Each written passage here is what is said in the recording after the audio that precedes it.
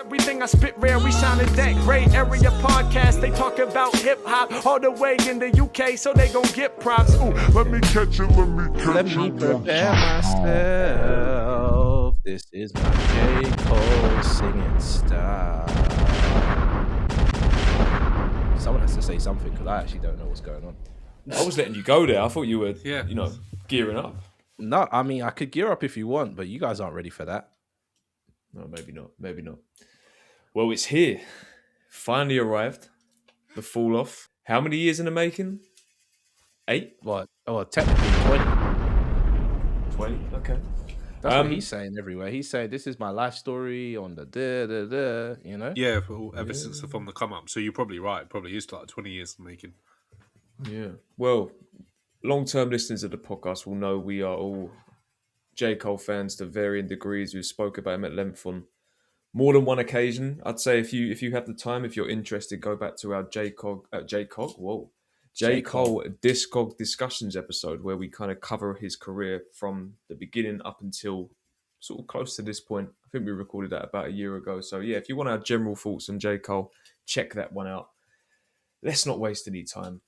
What are our general thoughts towards this?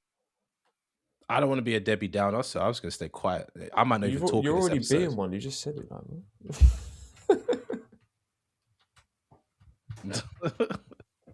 No, I've listened to the album 3 times all the way through, and general feelings, it's a good album, but it's not my favorite J. Cole album. Is the best way I could put it. Fair. That's fair.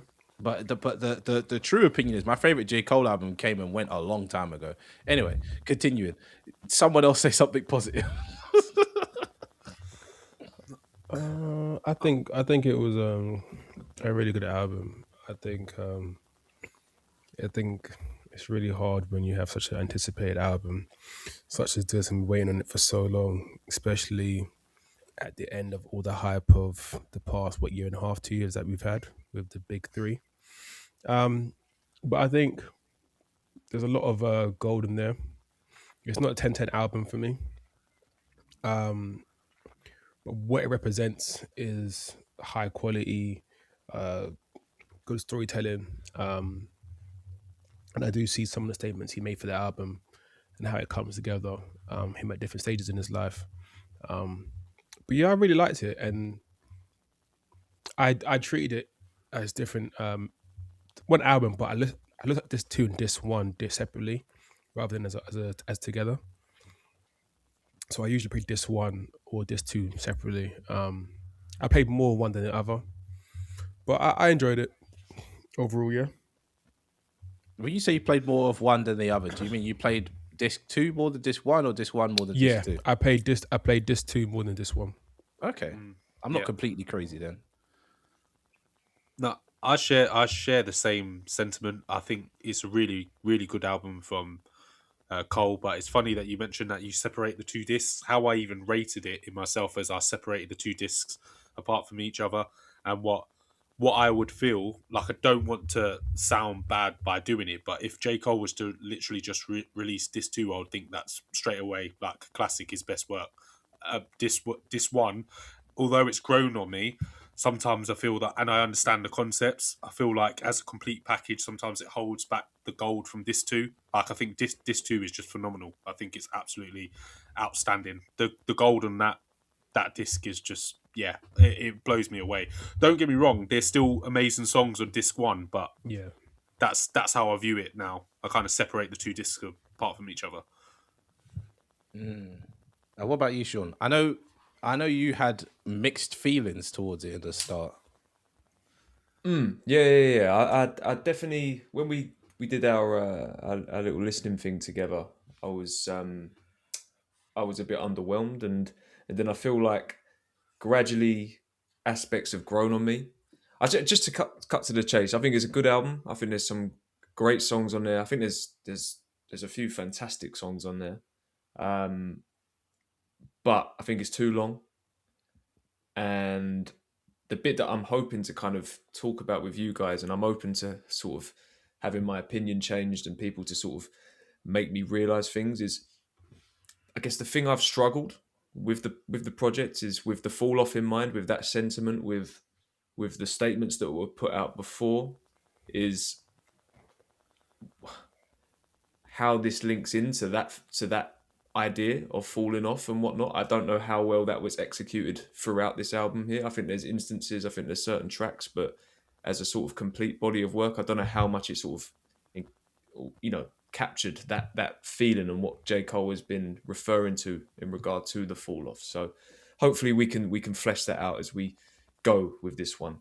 Yeah, but no, good album. Good album. To jump in with that though, from my quest of trying to like this album or trying to find the space that you're talking about of like how does this fit in with the fall off, I thought of it like he's deciding when the end is, as in this is what I'm calling the end of my not career but the end of my chapter here.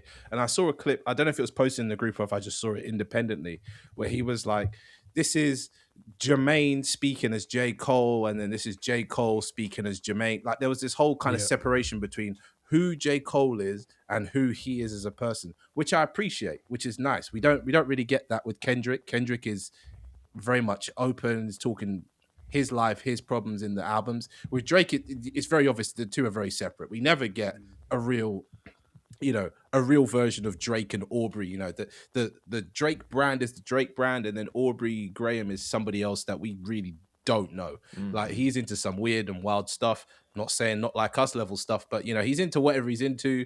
You see little bits of it when he does his live streams. But to bring the conversation back to J. Cole, I just feel like he's deciding that this is a moment in his career. Rather than you telling him this is a moment in your career, you're about to turn 40, blah, blah, blah.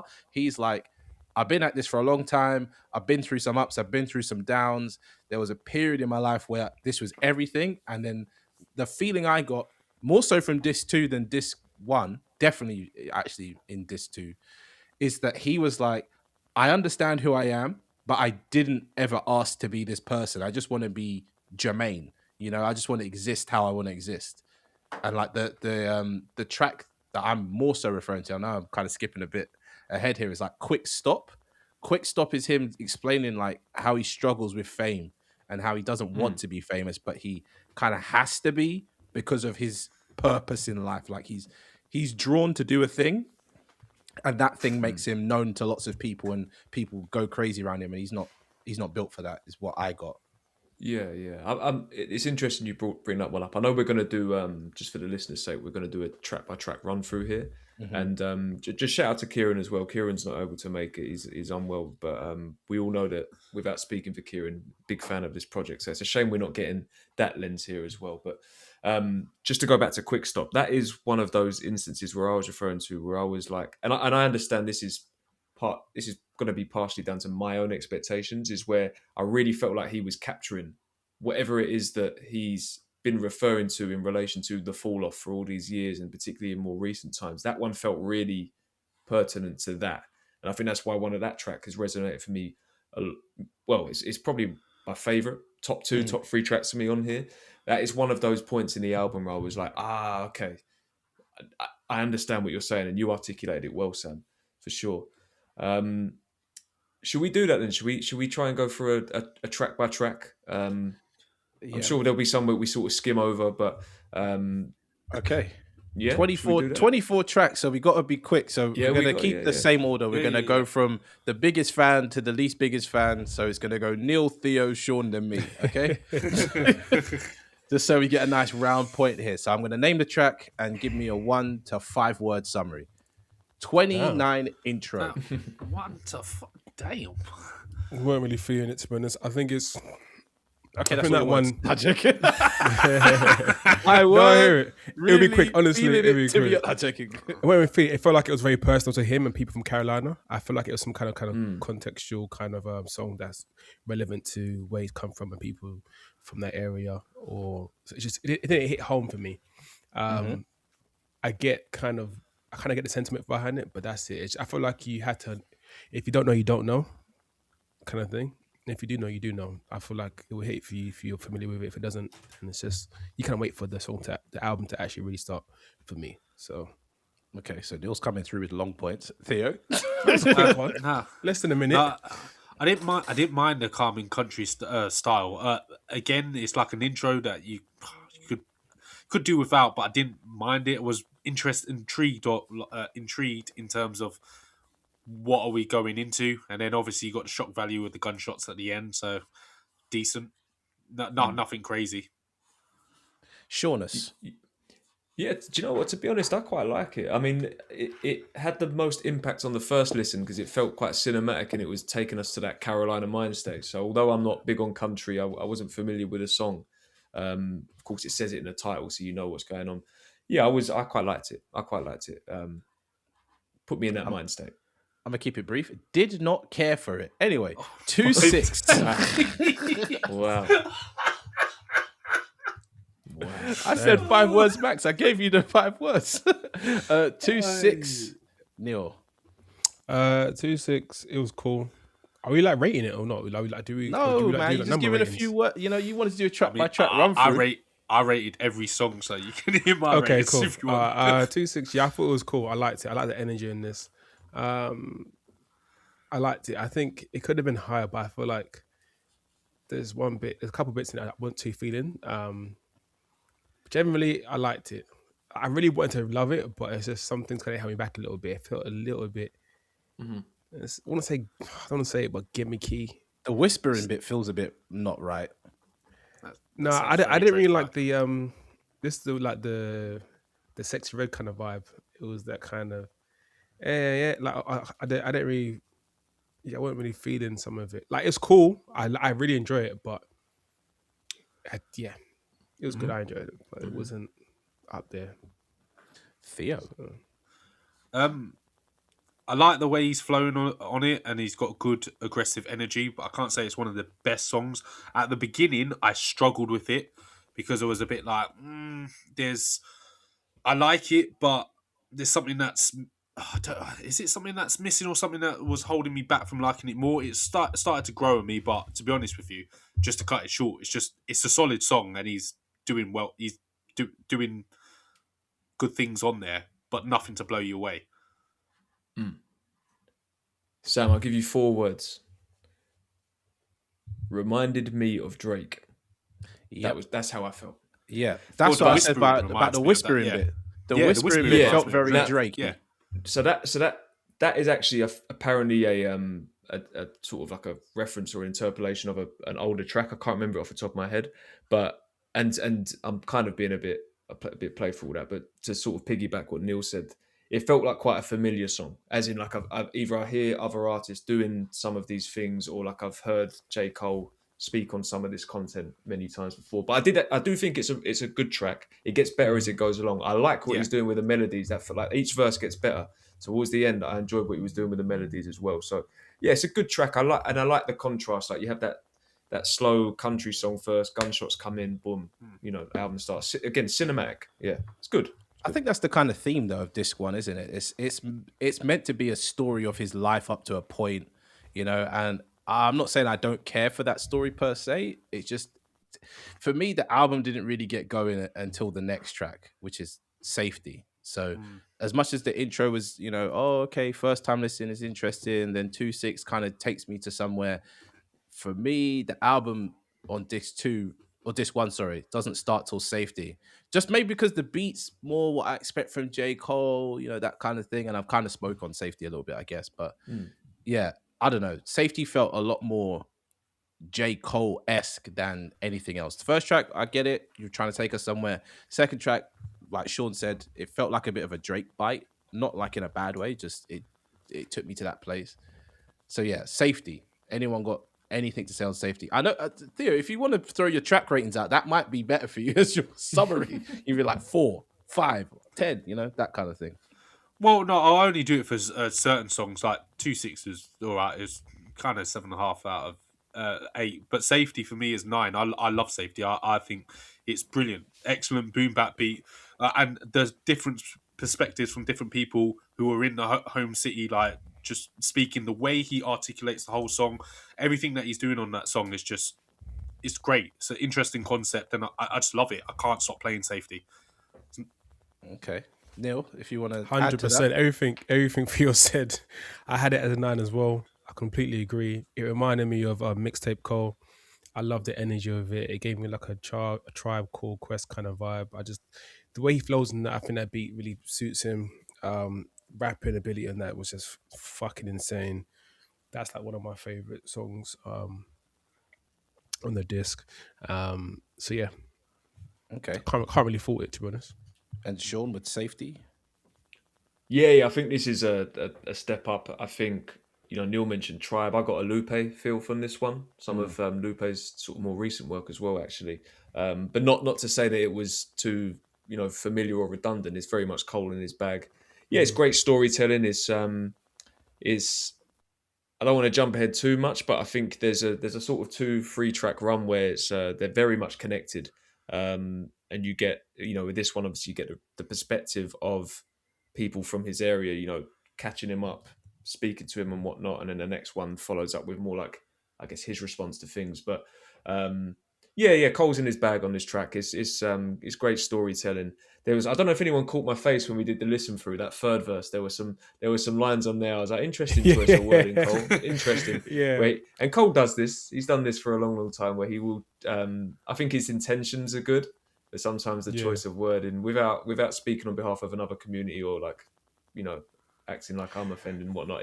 It was like, okay, interesting. Quickly on that though, I saw some people comment on that online. I didn't see the problem, like overall, because I think he was getting perspective. Yeah. Can I get some context here? Can I just get a crumb of context? Yeah. I'm I'm gonna lyrics up. I'm not gonna freestyle it. Let me get it up.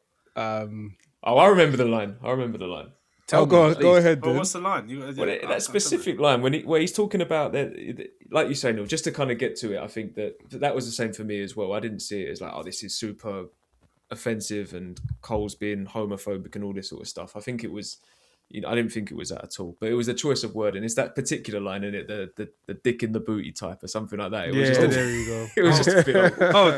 That's the one. Interesting. Nothing wrong with that, guys. That's all good and proper now. That's good. But Clean fun. like I say, it's a pretty Cole thing to do. Where I think the intentions are not meant to. It was just is what it is. I feel like Neil's got the lyrics up.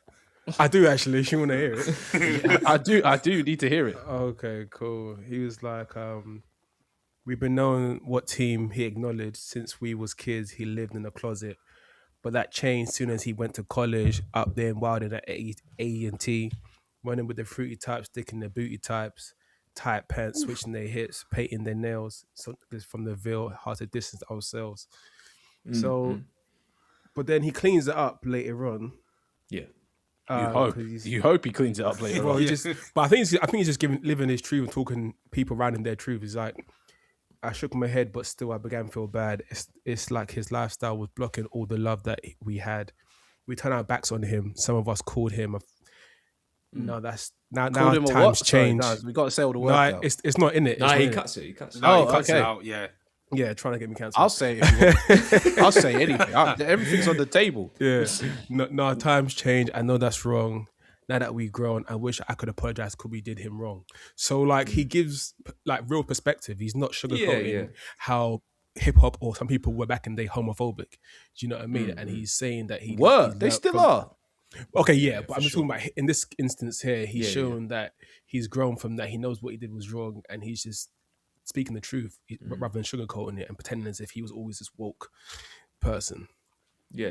And I think a lot of people have to be honest with themselves. A lot of us, when we were younger, growing up, particularly in secondary school, and that we said things, that we didn't know we were being so offensive, or we were just, ignorant or peer pressure, whatever it was. A lot of us, there's things we look back on, we regret, we cringe, whatnot. So I think people need to, like I said, unless you're from that community or like that it really genuinely is offending you, then like calm down a little bit, man. Like you said, I ain't gonna lie, I perspective in the stand song. by everything I ever said. If you got problems, come find me. I'll say it again. I'm joking.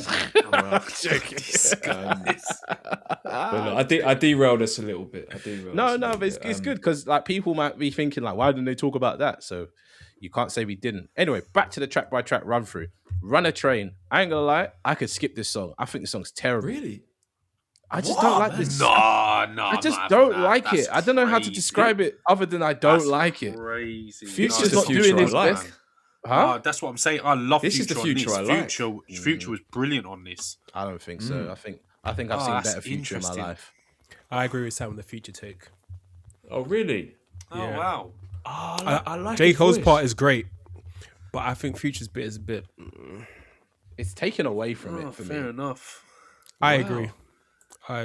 What in what as in the way he like his vocal performance or the lyrics, like what is it? Is it Here's how everything? I'll describe it to you. When Future comes on that Black Panther track and says "slubby dubby da, slob on me now," that kind of stuff. That's how this feels. Obviously, lyrically, it's not the same, but it just feels the same way of just like this is some bullshit. Get this out of here. See, I don't feel like that at all. I think Future is actually really good on this. I think he adds a lot to it. Nah. But what's with the run a train part? That's where they're losing me. Like, what you be like? Yeah, I'll give you that. That bit was a bit like that's again. It's like an interesting choice of wording, but I like it when Future's a bit stripped back. There's something raw there, and that we're gonna get, I guess, more into the singing side of things, and there's been criticisms over the years about Cole and perhaps should be using singers more in certain instances and things like that. This is one of those ones where I was like, I get this one because I could feel the passion in Future's voice. It made sense to me. And also just to sort of kind of go back to something I alluded to before is that, so when I first was digging into safety, the only thing I was thinking in my mind was, well, what's your opinion? What's your perspective? What's your response? And then this track was that for me. So I like that 1-2 punch of these two tracks. So this was another great one for me. I like some of the lyrics he had in that for sure. Like we say, umbrellas can't stop the rain. I like that kind of that bit, and I like that. But yeah, it's overall one feeling it. But yeah, I feel like I've heard better Cloud play. No pun intended, but like Jay Electronica has my favorite, my favorite Cloud song where he goes, the clouds never go away, the rain never drops, something there's ways to express these things, and I don't know. For me, Run a Train was not it, but you guys are liking it, so maybe I'm wrong. I like Run a Train. I like the metaphors. I like the metaphors that were used in this. I really like it. Thought it was a good song. It's a good beat though. I like the beat. Yeah, the beat's good. Yeah. I mean, there's songs we'll get onto that I don't like, but this wasn't it. what did you rate this one, Theo?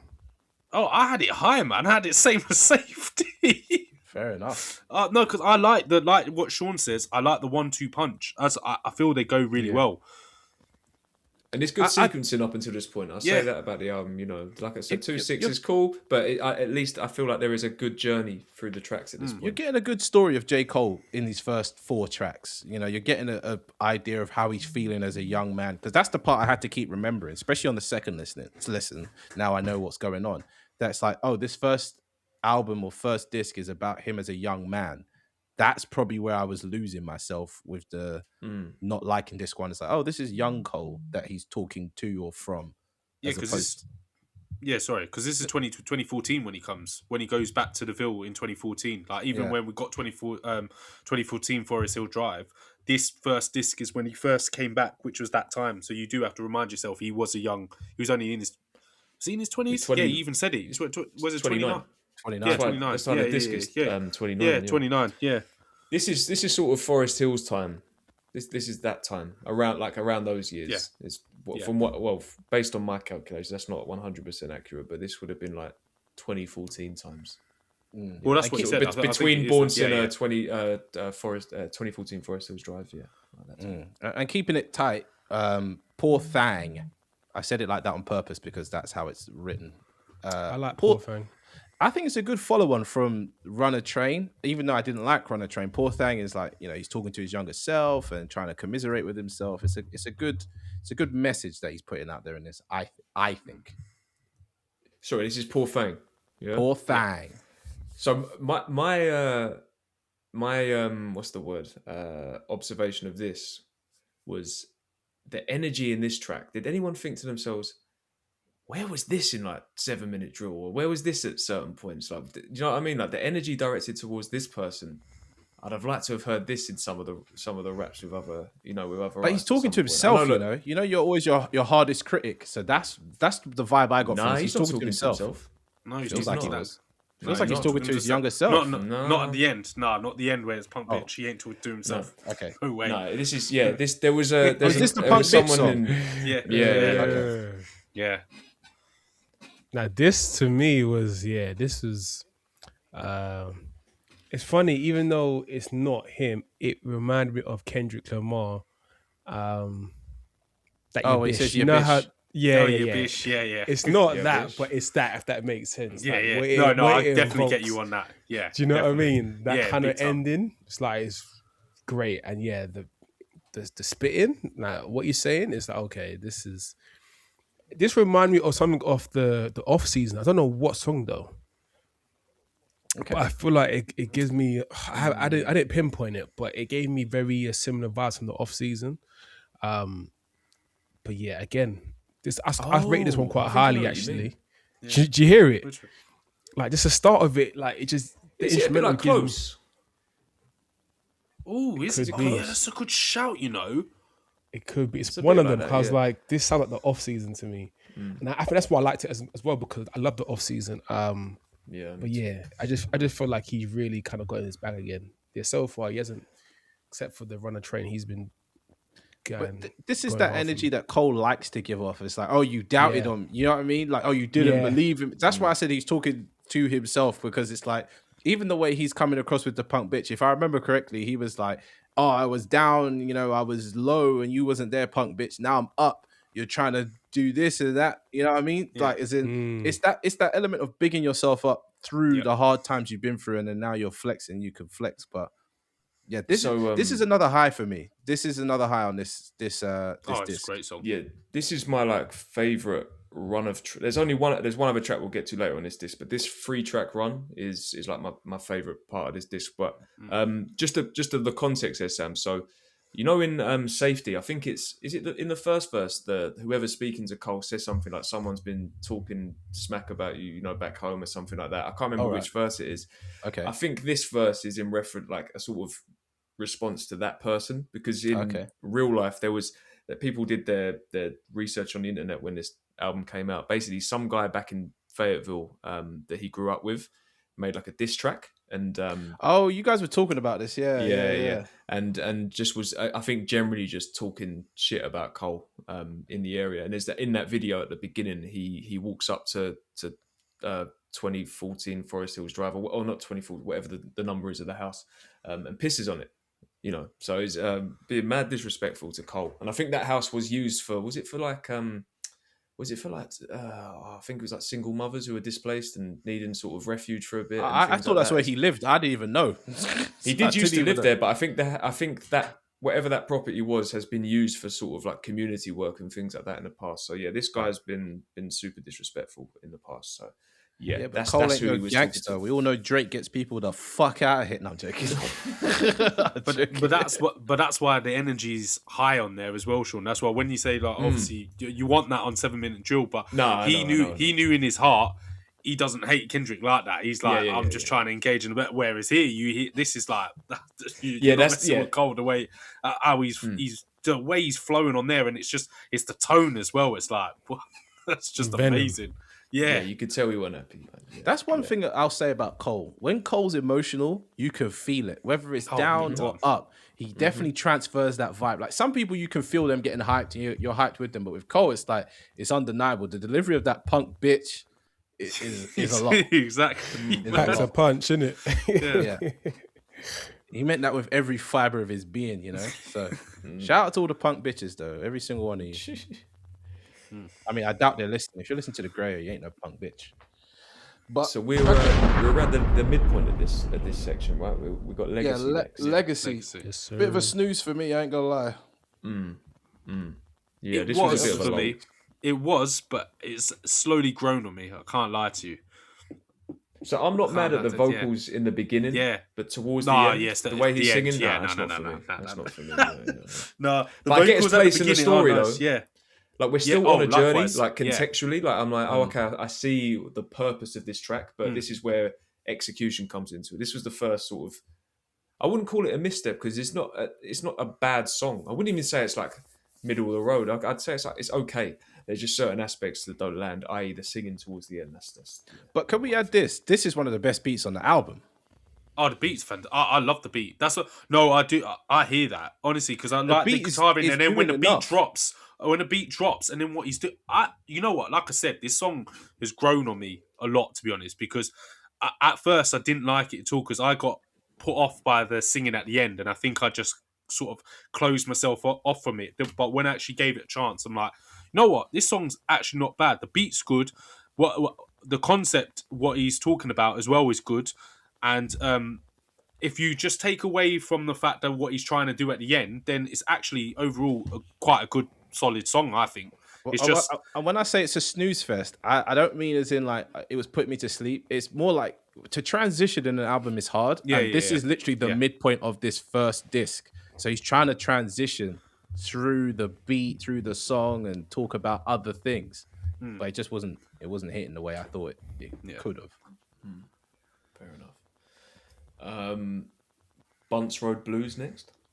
Bunts Road Blues. I got nothing to say. Again, just another weak feature. No, you know what? This song goes on too long for me. I'm not even. Yeah, I'm just not gonna.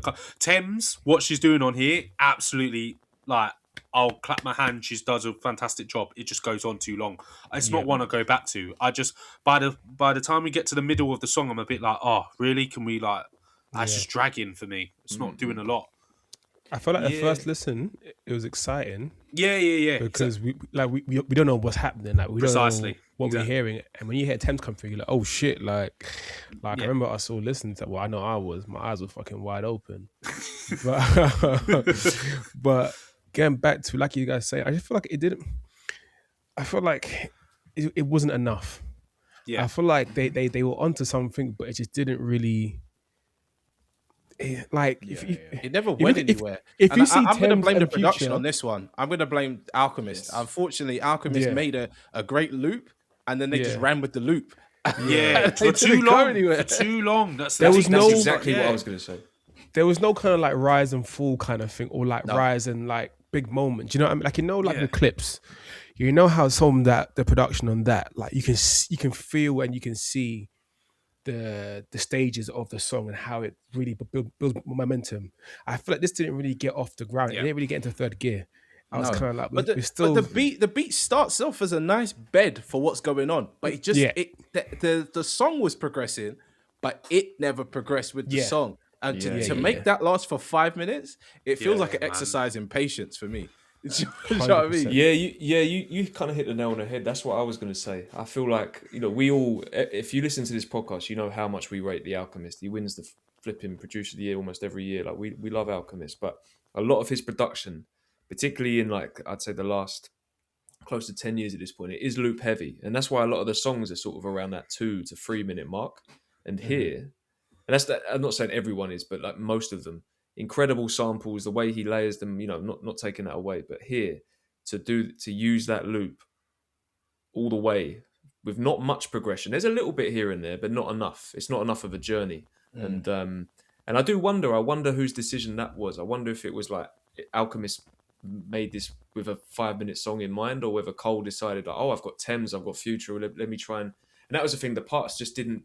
They're all good. Well, no, I was about to say they're all good parts. I'm not feeling the Future hook on this one, to be honest. But thank you. To put all those things together and then not really have it sort of be cohesive and go None on a of the journey. beat feels tailored to any part of the singer. You know what I mean? Future comes in, he's there. Okay, cool. Thames comes in, she feels comfortable, but at the same time, it's like this ain't right. It felt. Not it. I want to say disjointed, but that's not the right word to describe what this is. It just, I don't know. It's the parts are there, but the sum of the parts isn't. Is what exactly I'm trying to say. All the right ingredients are there, but the mix of those ingredients ain't amounting to a flavorful dish. I feel like it's a waste of a Thames feature. She's everywhere right now, though, to be fair. We've had a good Thames song this year already, or last year. Yeah, so. But she is killing this feature, though, isn't she? That's the thing. And then it's just lost in this song. Yeah. This song just, it's just... Is Thames excited by a J. Cole feature, or is J. Cole excited by a Thames feature? Both. But they're never going to perform this together. You know that, right? I reckon they will. When she comes here, I reckon they will. What do you mean when she comes in? She comes in all the time. No, when he comes in, sorry, for the tour, I can see her coming out to Yes, sure. perform with him. Where does Thames live? She live in Nigeria or she live here? I feel like she lives here. I'm not too sure, but I feel like a lot of Africans kind of go back and forth between here and. Burna Boy used to live here. Weirdly, I yeah. met a guy that used to like chill with Burna Boy. And I was like, what do you mean you used to chill with Burna Boy? He's like, Burna Boy used to live here. I was like, oh, okay. Yeah. But yeah, I don't know. Uni here. I don't know what he did here. You know, the bands used to drive the bus. Like, there's just a lot of Nigerians around the world. You know, it's like it's a mess. It's a mess. But I don't know. This was interesting on the first listen, but when I'm coming back on the second and third listen, I'm like, yeah, you know, the track before and then this track, I'm just like, this is too much. This is nearly 10 minutes of me forcing myself to enjoy this, or trying to find enjoyment in this. Yeah, it's a bit of a between Legacy and then this one. There's a bit of a lull, but things get brought up energy wise by the next track. Oh, fuck definitely. is I mean, you? who the fuck is you is a very energetic track, but tell me if I'm wrong on this. It just feels dated, and it's new. Ah, see, this you now as like I thought you were gonna say, this is excellent, but I'm not gonna lie to you. I like the song, but I feel that the beat switch saves this song because, like, the first bit for me, I'm a bit like, it's good, it's decent, but on the first listen, I'm like, yeah, this is good, but when you keep coming back to it, I'm like, it's not doing a lot for me. There's nothing that's shouting at me that saying, oh yeah, this is like excellent. I'm kind of in a lull. I'm like, yeah, who the fuck is you? And it's all right. Then the beat switch happens, and then you're like, yeah, this is what I needed. It's almost like I'm shaking someone to shake them back into action. Like that's what I man. need from the song. That first bit, I'm a bit not feeling a lot. But from Cole's it. flowing on it though. No, he is. Yeah. Cole's But doing what he's doing. First half, the way he's the bars in the first verse of the second as well, but like the Bone Thugs and Harmony line, the numerology little sequence. Oh yeah, no, Yeah, trust he's me, doing a lot. barring. Yeah. Oh, he is doing a lot. And then but the weird thing is because the second beat for me is that the one that you're saying is dated, Sam? The whole thing feels dated. Oh, the whole thing. The whole does it? thing feels dated Wow. in that the first beat feels very like Waka Flocka area, and then the next part feels very what's that Sugar Hill Gang Run kind of DMC? vibe. Yeah, there you go. Run DMC. That's Yeah, I get that. Yeah. I get that because for me, I liked. I think again, it's kind of in the same sort of space as 2-6 for me, where I think it's a good track, but I think. How do I sum this up? So the first half, it reminded me a bit of something like Crocodile Tears or something off of Mike DeLee Later. It just had that kind of energy. yeah. But like I say, he's rapping so hard in it that I'm with it. And then the second half is where I'm personally not as keen on that beat, and he's still rapping really well. But I think by the end of it, I'm like, what is this adding to the narrative here? Like what are we saying beyond like? But by this point, aren't you where I'm at? Where you're a bit lost. Like the beginning, you're like, "Oh, I'm in. I get it. You're telling me this," and then Yeah. 3 tracks now, you're a bit like, "Okay, I don't know where we're going," and not in an Because- interesting way. You're just a bit like, "I'm lost now." Yeah, because I'm not. I mean, again, unless I'm missing something. When, like I say, he's like, especially that first half, he's rapping so hard. But when I was like deep diving into the lyrics, I'm like, but what is he actually saying here? Like, how is it linking into the story? There's even a line about COVID, and I'm like, is it? Wait, hang on, is it? Weren't you 29? Why COVID? Like, I started to lose it a little bit. Like the context of it, I wasn't quite sure, but it was in terms of a sequencing point, it was much needed energy at this point. I'll say that. Yeah, I mean, we're looking at the latter half of the album, right? And the latter half of the album definitely does pick up some energies. I don't know if we'll fully explain all these energies, but who the fuck is you? It feels like a good vibe, but again, I'm just a bit. I want to hear Neil's opinion, so I just get a bit kind of, like I'm just feeling this isn't it for me. Like I'm not trying to hear this in comparison to what I've just heard in the 7 tracks before this, Yeah, I really liked it. I hear what everyone's saying and their points. I agree with Theo in terms of the beat switch it adds a different kind of layer that gets the people hype. It got me hype for sure. When I heard it, all I kept thinking about is hearing this live or seeing this or hearing this in the club. That beat switch part. I love that. I think I see what Sean is saying. It's like, what are you saying overall? But I just like it for what it is. And he was giving me vibes of Eminem in this one, a little bit with his flow and style. I liked it. I think it's. I think what doesn't do him justice, I think, is the songs beforehand.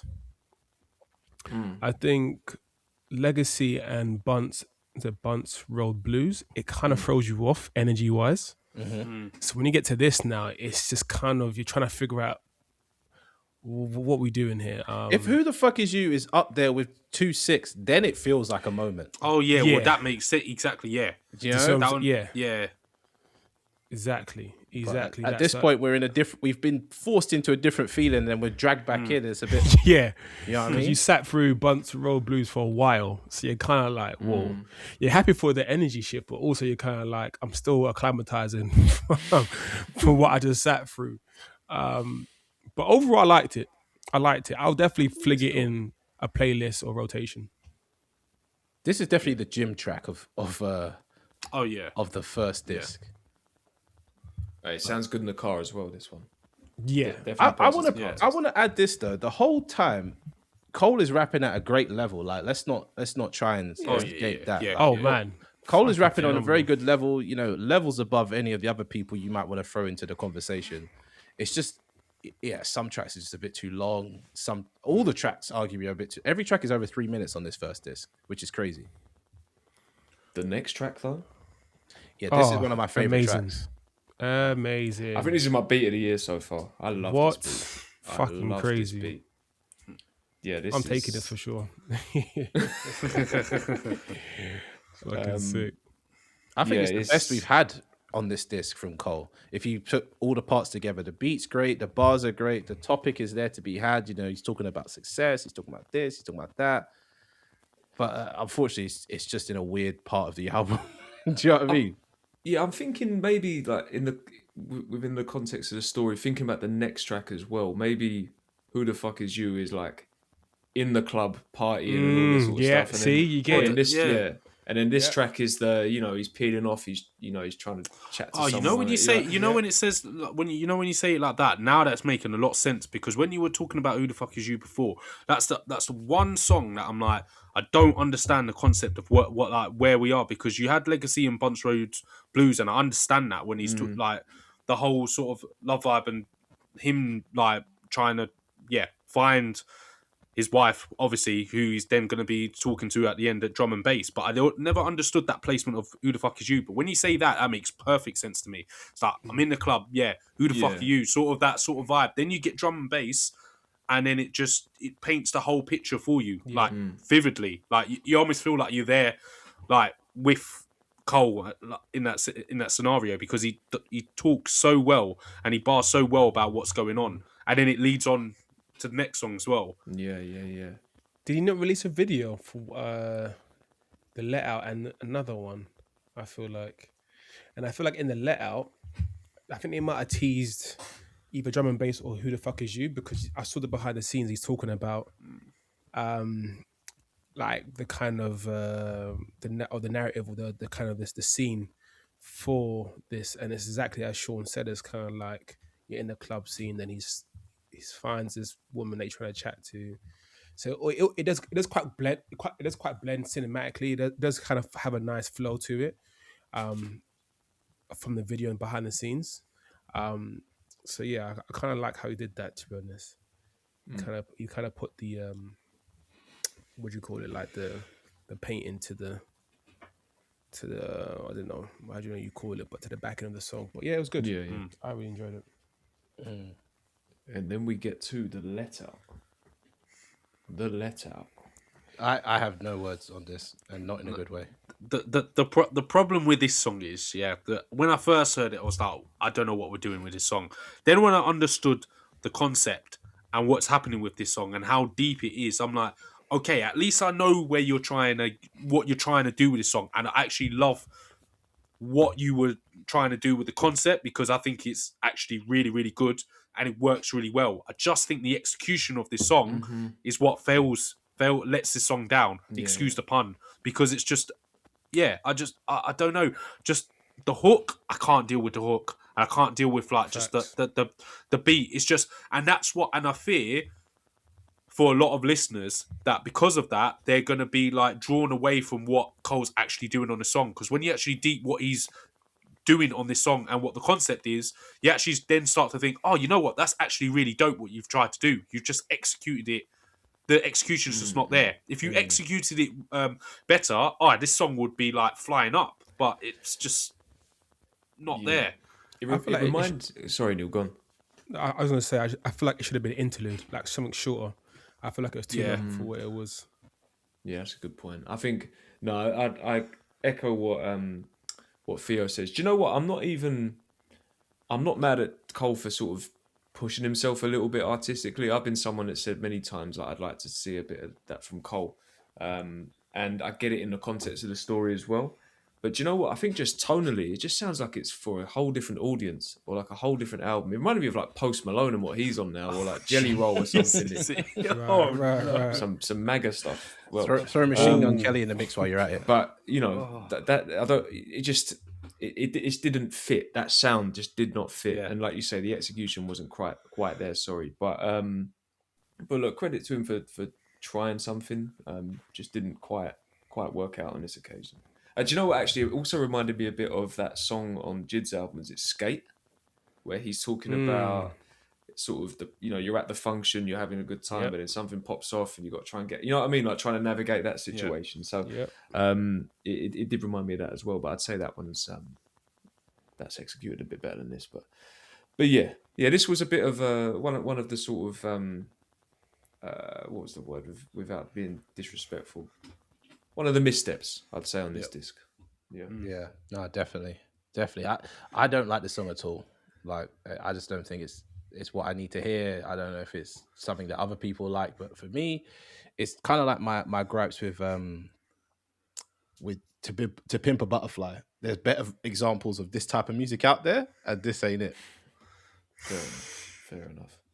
And then we go to Bombs / Hit the Gas. I've got some real. I won't say anything. I'll say something at the end. Yeah. How are we all feeling about this song? I actually like this song because I like Cole's harmonies on it. I think he's harmonising quite well on this song, especially when you get onto the second bit. I think I like the song. Not too crazy. Well, doesn't it? Yeah. And I think he especially actually once it gets sounds to that, nice that on it. UGK bounce kind of vibe. Yeah, exactly. Yeah, It sounds goes really goes nice. to a place that I like, but I have to bear the first part to get to that part, unfortunately. Because at the first, I was like, "This is annoying, Cole. Like, you sound like you're giving birth or something. This ain't it." And then, he's yelling a bit too much. He sounds a bit too like Trippy Red, like XXX, XXXTentacion. I'm like, this ain't you again. But it transitions well from the let out because it feels the let out wanted to be this. You know what I mean? But he went a bit too to that side with the let out. But when it got to the UGK bounce part, I was like, okay, Hard. It's hard. yeah. Gosh, let us have it. Yeah, no. Do you know what it is? No, it's not. Do you know what? It's not. It's not what you think it's going to be. So I agree with you in that sense. I did prefer the second half as well. I was feeling a low in energy at this point. I remember when we listened to it the first time, I was sort of, I don't know, I felt my sort of attention drifting. Second half pulls me in, but the bit that interested me the most, and this is kind of bringing it back to what I said at the very top, is he goes into that verse and he starts talking about, is it sending an iPhone back in time and FaceTime in and like showing the camera to his sons, and do you know what I mean? Like having a conversation with his past self. And I was like, I think this is what I wanted from this album. And maybe I'm skipping ahead a little bit where I was like, this is tapping into my idea of what you were trying to say with the fall off. Do you know what I mean? Yeah. And up until, and then it sort of hit me, and it hits me every time at this point at the album where I'm like, okay, this is at this point is a pretty cohesive, well-made project. But like, is this the story I wanted to hear at this point in Cole's career? Like, do you know what I mean? Like, it's good music, but it's like, how do I put it? And it's not like he's repeating what he was saying back then with things like 2014, Forest Hills Drive and For Your Eyes Only, but it's kind of just expanding on that. And then he gets to this point and it's quite like, I've not really ever heard any rapper do that before. Like the whole, again, sort of sending a phone back in time, having a conversation with himself and bringing in the kind of fatherhood and kids sort of thing. I was like, this is really creative. This is really interesting, but it's not enough. It's like it's a sort of snippet of that, and we don't really get much of that again, particularly on this disc. That was something where I was like, I would have loved for him to have fleshed that out and really gone into that concept. But I don't know if anyone else picked up on that or whether they're interested. But that's something that gets me every time with this track. Is like, I want more of whatever that story is, whatever that feeling is that you're trying to tap into. That's interesting, you know. But maybe I'm on my own with that. No, you're right. No, you are right on that. Definitely. But I do like the bounce in the second half. Yeah, the bounce is undeniable in the second half. Yeah. And do you know what elevated it for me as well? I'll be honest. So last thing is when I was watching the trunk sale videos, there's one bit where he's in the car and they're playing that really loud, and he's like, you can see he's vibing to it. I was like, yeah, I get it. I get why this why you made this choice. But yeah. Any further thoughts on that one, or should we move to the final track? But it does feel like a natural end to the album. That's one thing that if you're doing a 2-disc album, you have to try close out one disc and make room for another. And this, it does have not a full shape of an ending, but it feels like the end. You know, like sorry. Here goes. He played the next track. Throw the whole podcast in the bin. Give all the money to Universal right now. Can I just say, I don't mean to be rude, but why have we got bonus tracks on a 24-disc album? That was my thing as well. Why are we calling this a bonus track? It's not a bonus track. Yeah. So why are we calling it that? That's I don't understand. I don't understand why he's put bonus track. Yeah, they don't need to be bonus tracks. Just add them as part of the whole disc. Yeah, because they were not there even from a the bonus beginning. track. Yeah, exactly. Yeah. So how are they bonuses? I don't know. Maybe he couldn't find a way to get them in the track listing, but I feel like he didn't struggle. Yeah. I'm going to go straight in and just say Lonely at the Top was it's not one of my favourites, I'll be honest. Really? What? Really? No. Oh, I think how that makes sense? No, Hold on. No, I don't understand. You're saying you want more of like what are you talking about? No, I feel what he's. I feel. No, I know what you mean. It's the energy again. It's the energy of this track. It's what because after of how what we've watched just followed. Yeah. Okay. It's just. It's a bit woe is me and like. I'm getting a little bit rude now. Sorry, but it's just. It felt like Sam said that previous track, the way it ended, that felt like a nice conclusion.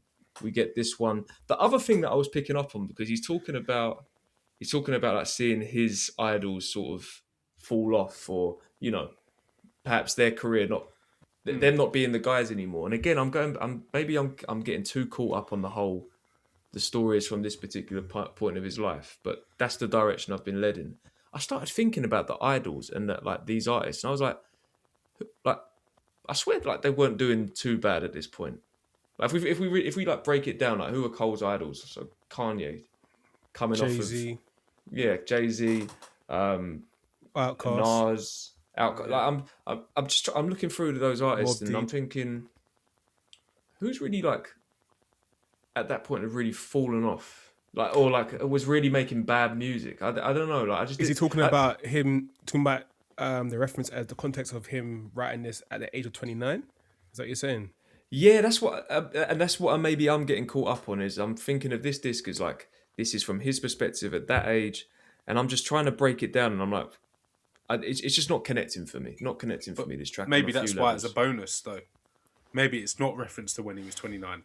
Yeah, because it doesn't, like you said, it doesn't make sense when he's talking about his idols like that. Because at that time, you're right, no one was falling off. But maybe that's why he's made it a bonus. Maybe he wanted this track to be as part of the fall off, and he felt that was the best placement for it. But he needed to state this is a bonus because this is not in relation to when he was 29. Because how can it be?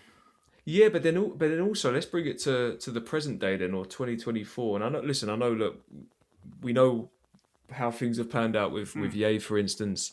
Wayne's not making music like he used to. M hasn't made a great body of work in a long time. I get that, but look at like someone like Nas, and like how Jay went out, and whenever Andre 3000 drops a verse, like I don't know, it just didn't. I don't know. I feel like we're not in that era anymore where artists kind of, they have their 5-10 year run and they dip off. Like, we're actually seeing a lot of the top guys continue to excel later in their career. So I don't know, the track just don't connect with me. I think that's the other thing as well. I'm just like, I don't get it. But What? I think it's quite self-explanatory. okay, I don't agree with it then. I get it. I don't agree with it. There we go. It don't land for me. But yeah, I'll stop there. I don't Pass the know, baton. man. I don't like that, man. I thought he was actually fucking Now Neil's phenomenal. riled on up. that. Yeah, I thought he was gonna give him praise in this one. Of all the ones, this is when you're gonna just die on this hill for long at the top. Okay, no pun intended. No, this one's fucking sick, man. This one is like absolutely amazing. I didn't even do the whole back when he's 29 shit. I just like, yo, I just saw it as him right now. He's at the top right now. Who's here? Like the people I came up looking up to and the come up and all that kind of stuff, people that I was hustling, right, and trying to get a record deal, trying to be like them or be better than them. They were running this shit, going crazy. And now I'm finally here. Where the fuck are they? Like they ain't doing shit. like that. Like no one's okay, doing fuck okay. all. Like they were running the 2000s like heavy and the 90s. They ain't doing nothing. None of them. Not one.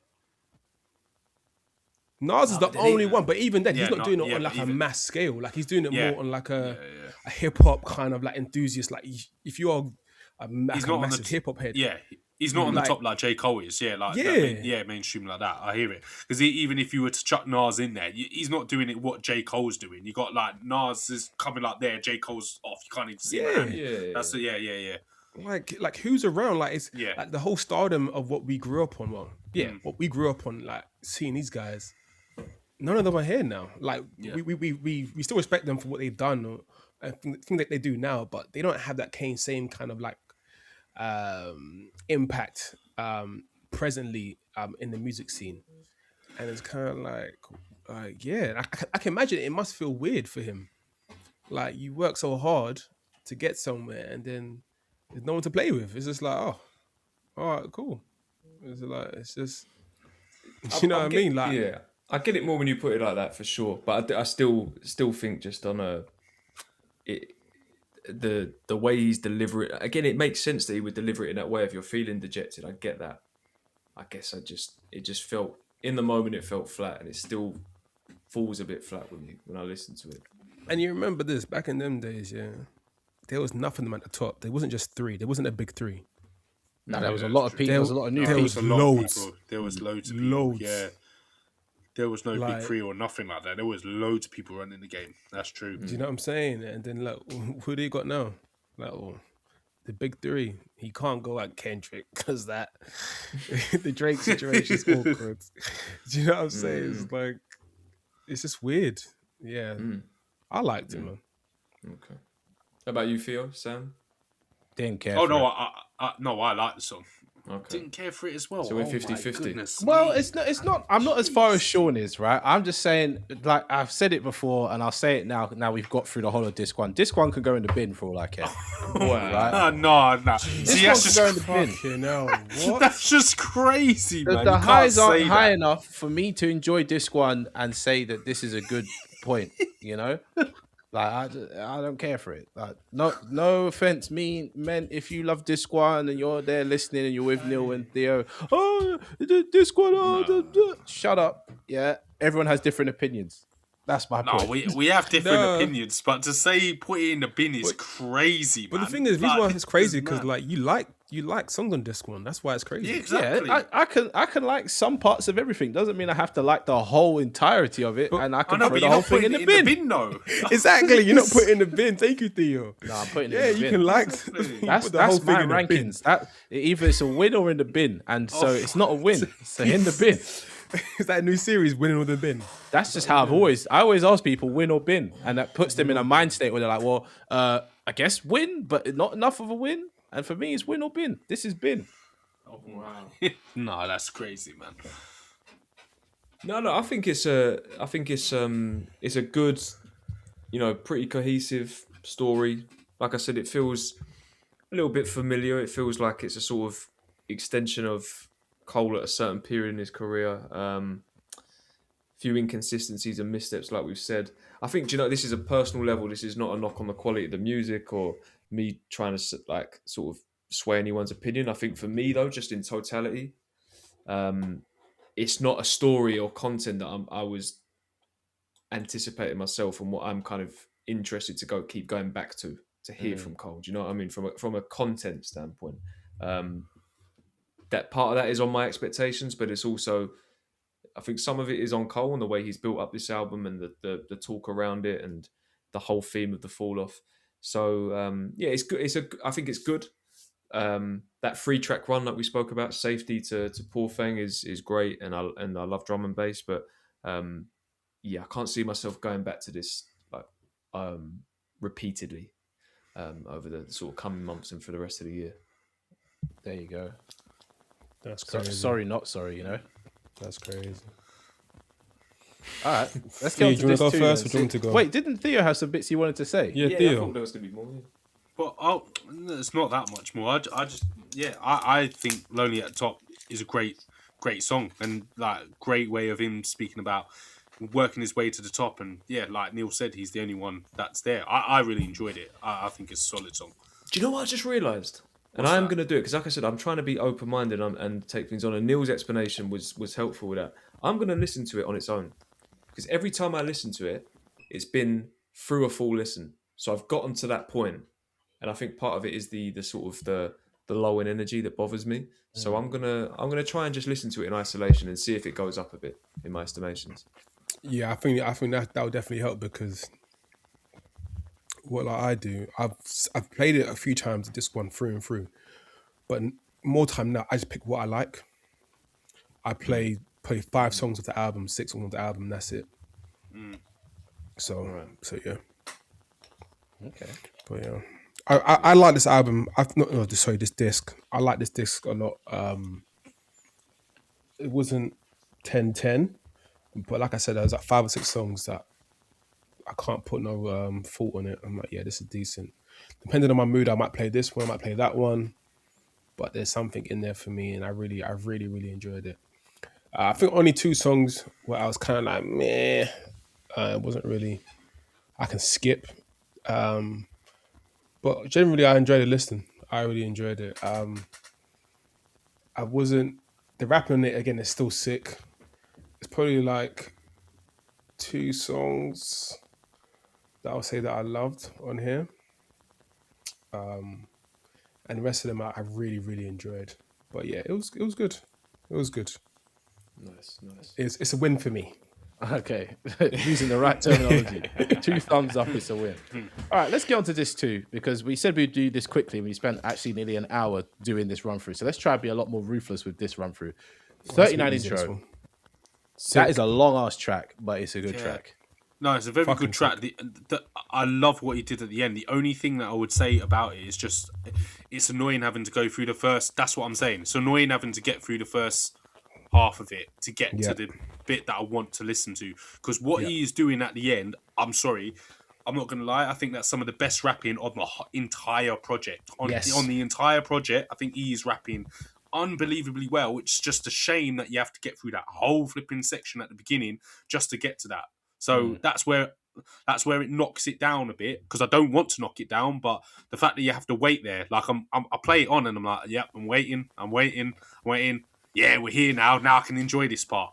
Even when the energy flips and he's like, is he saying he's like, let me go back in, and he keeps doing it, and I'm like, just fucking go in, man. Just get on with it. Get to it. The worst part is pick the energy up. You 2.5 minutes. You're like, okay, like more singing. Like this is not it. It's the continuation of that low of energy. That's what it then is. he starts going absolutely crazy, fucking nuts.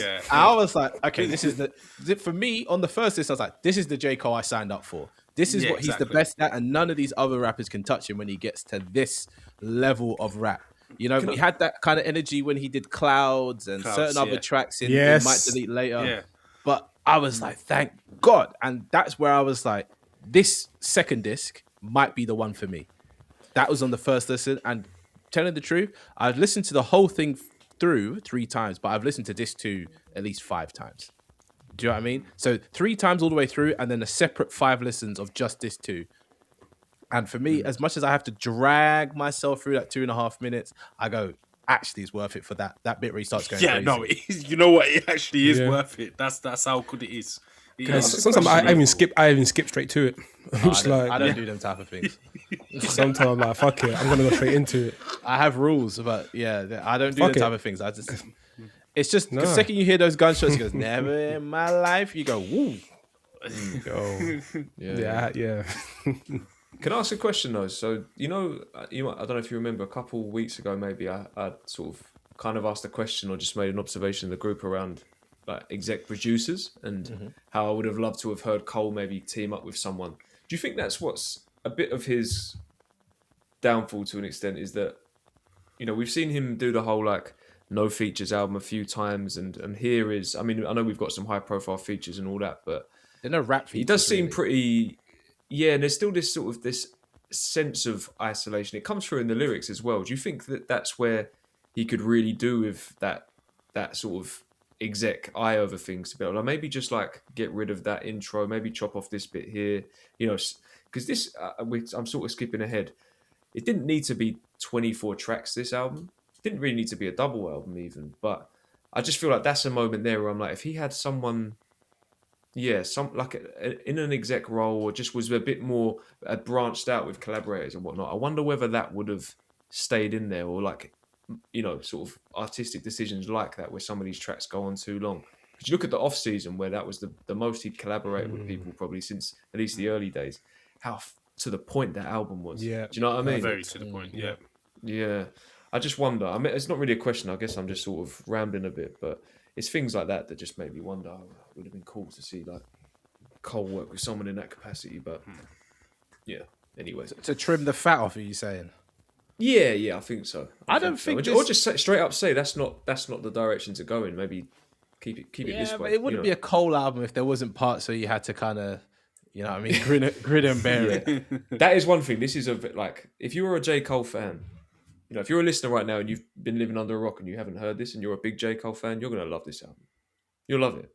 Because it's a J. Cole album. Isn't it? It's Do you know what I mean? unashamedly a J. Cole album. Yeah. And I think that's part of the problem for me. I think I've been too in my, not industry mind as in, I'm too busy thinking about the industry, but I want punchy, make one track one thing and then another track another thing and keep that vibe going, or take me to the next place. Whereas this is like, nah, fuck it, I'm doing my own thing and you can't tell me to do nothing else. Yeah. And I think that's the element that we've missed a little bit. I don't know if he says it in this album per se, but it's like he's out of his label deal now, so he doesn't have to play by anyone's rules. I think it's on this half of the album he says that.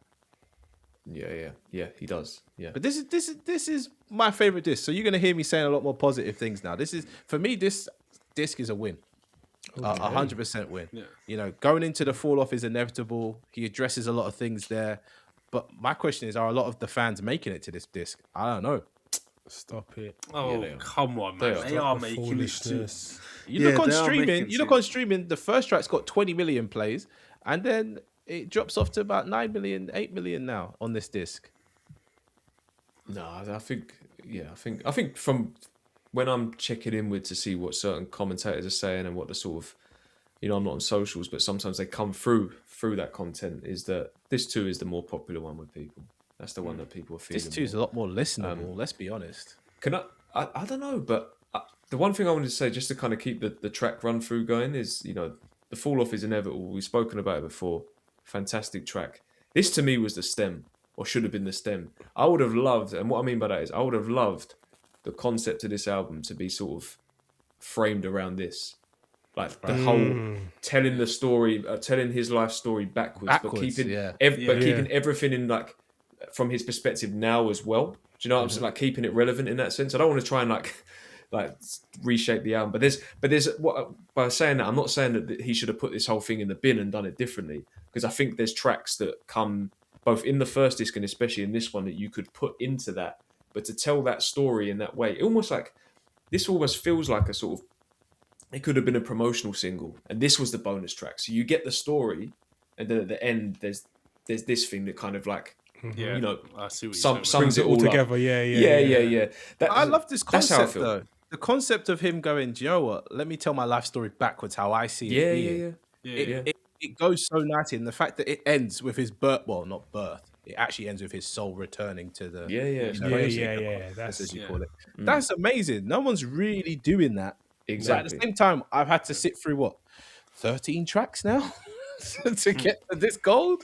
Is it really worth it? No, just skip straight to disc 2. Because if you look at disc 2 rankings wise for me, it starts off on a 10, it continues on a 10, then it, you know what I mean? Then it keeps going and going and going. But the thing is that this is not his intention. His intention is not for you guys to listen from one disc to then to go to straight to the second disc.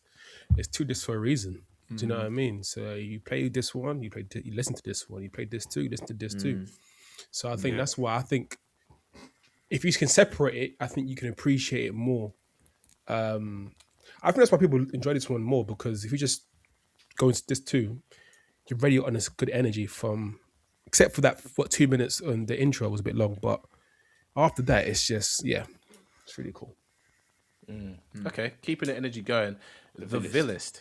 I don't really care for this Smooth. track, and I didn't know Erykah Badu was on it until recently. What are we saying, man? We're saying our opinions. That's what we're here to do. I know, but to say not care, I think this song is brilliant. And what Erykah Badu's doing on here with the vocals, I love this song. I think this song is phenomenal. It feels like an Outkast ripoff, there. and it is an Outkast ripoff. Oh man, This is just where we're getting rude, man. I'm not being rude. Is it not an Outcast ripoff?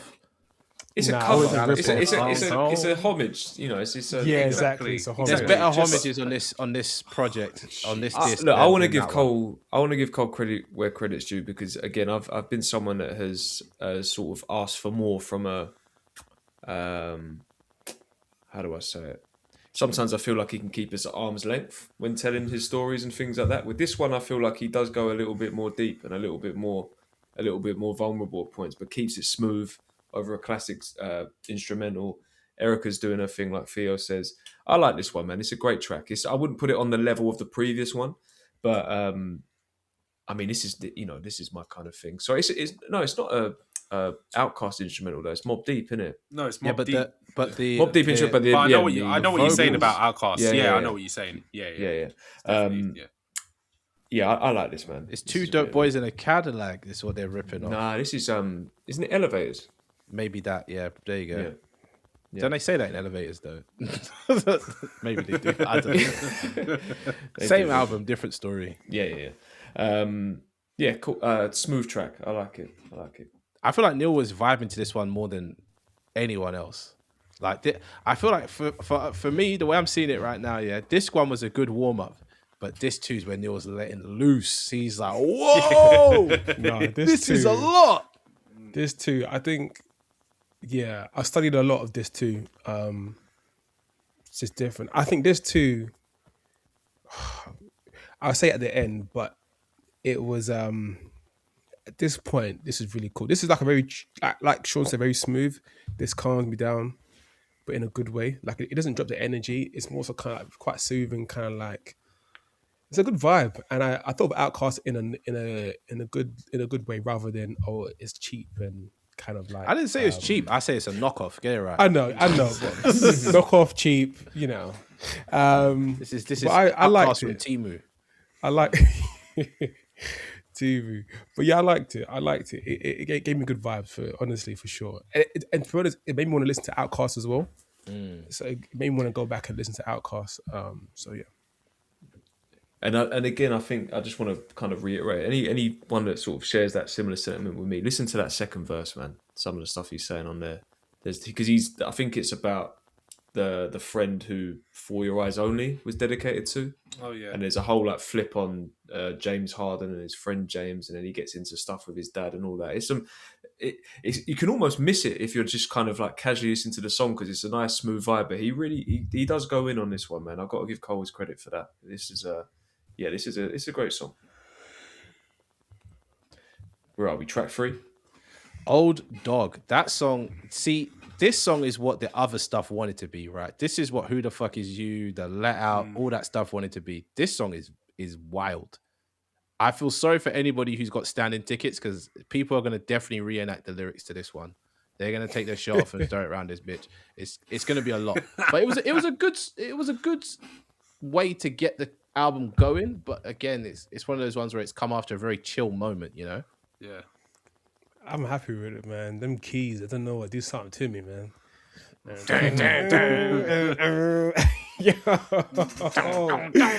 Yeah, man. Yeah. I'm Nice. getting hyped. Yeah. It's definitely a hype song. I do really like it. But what are we making of the feature? Because the features on the hook, it's a bit annoying. I'm not going to lie to you. Yeah, It's I a bit respect annoying. that. I love that. Yeah.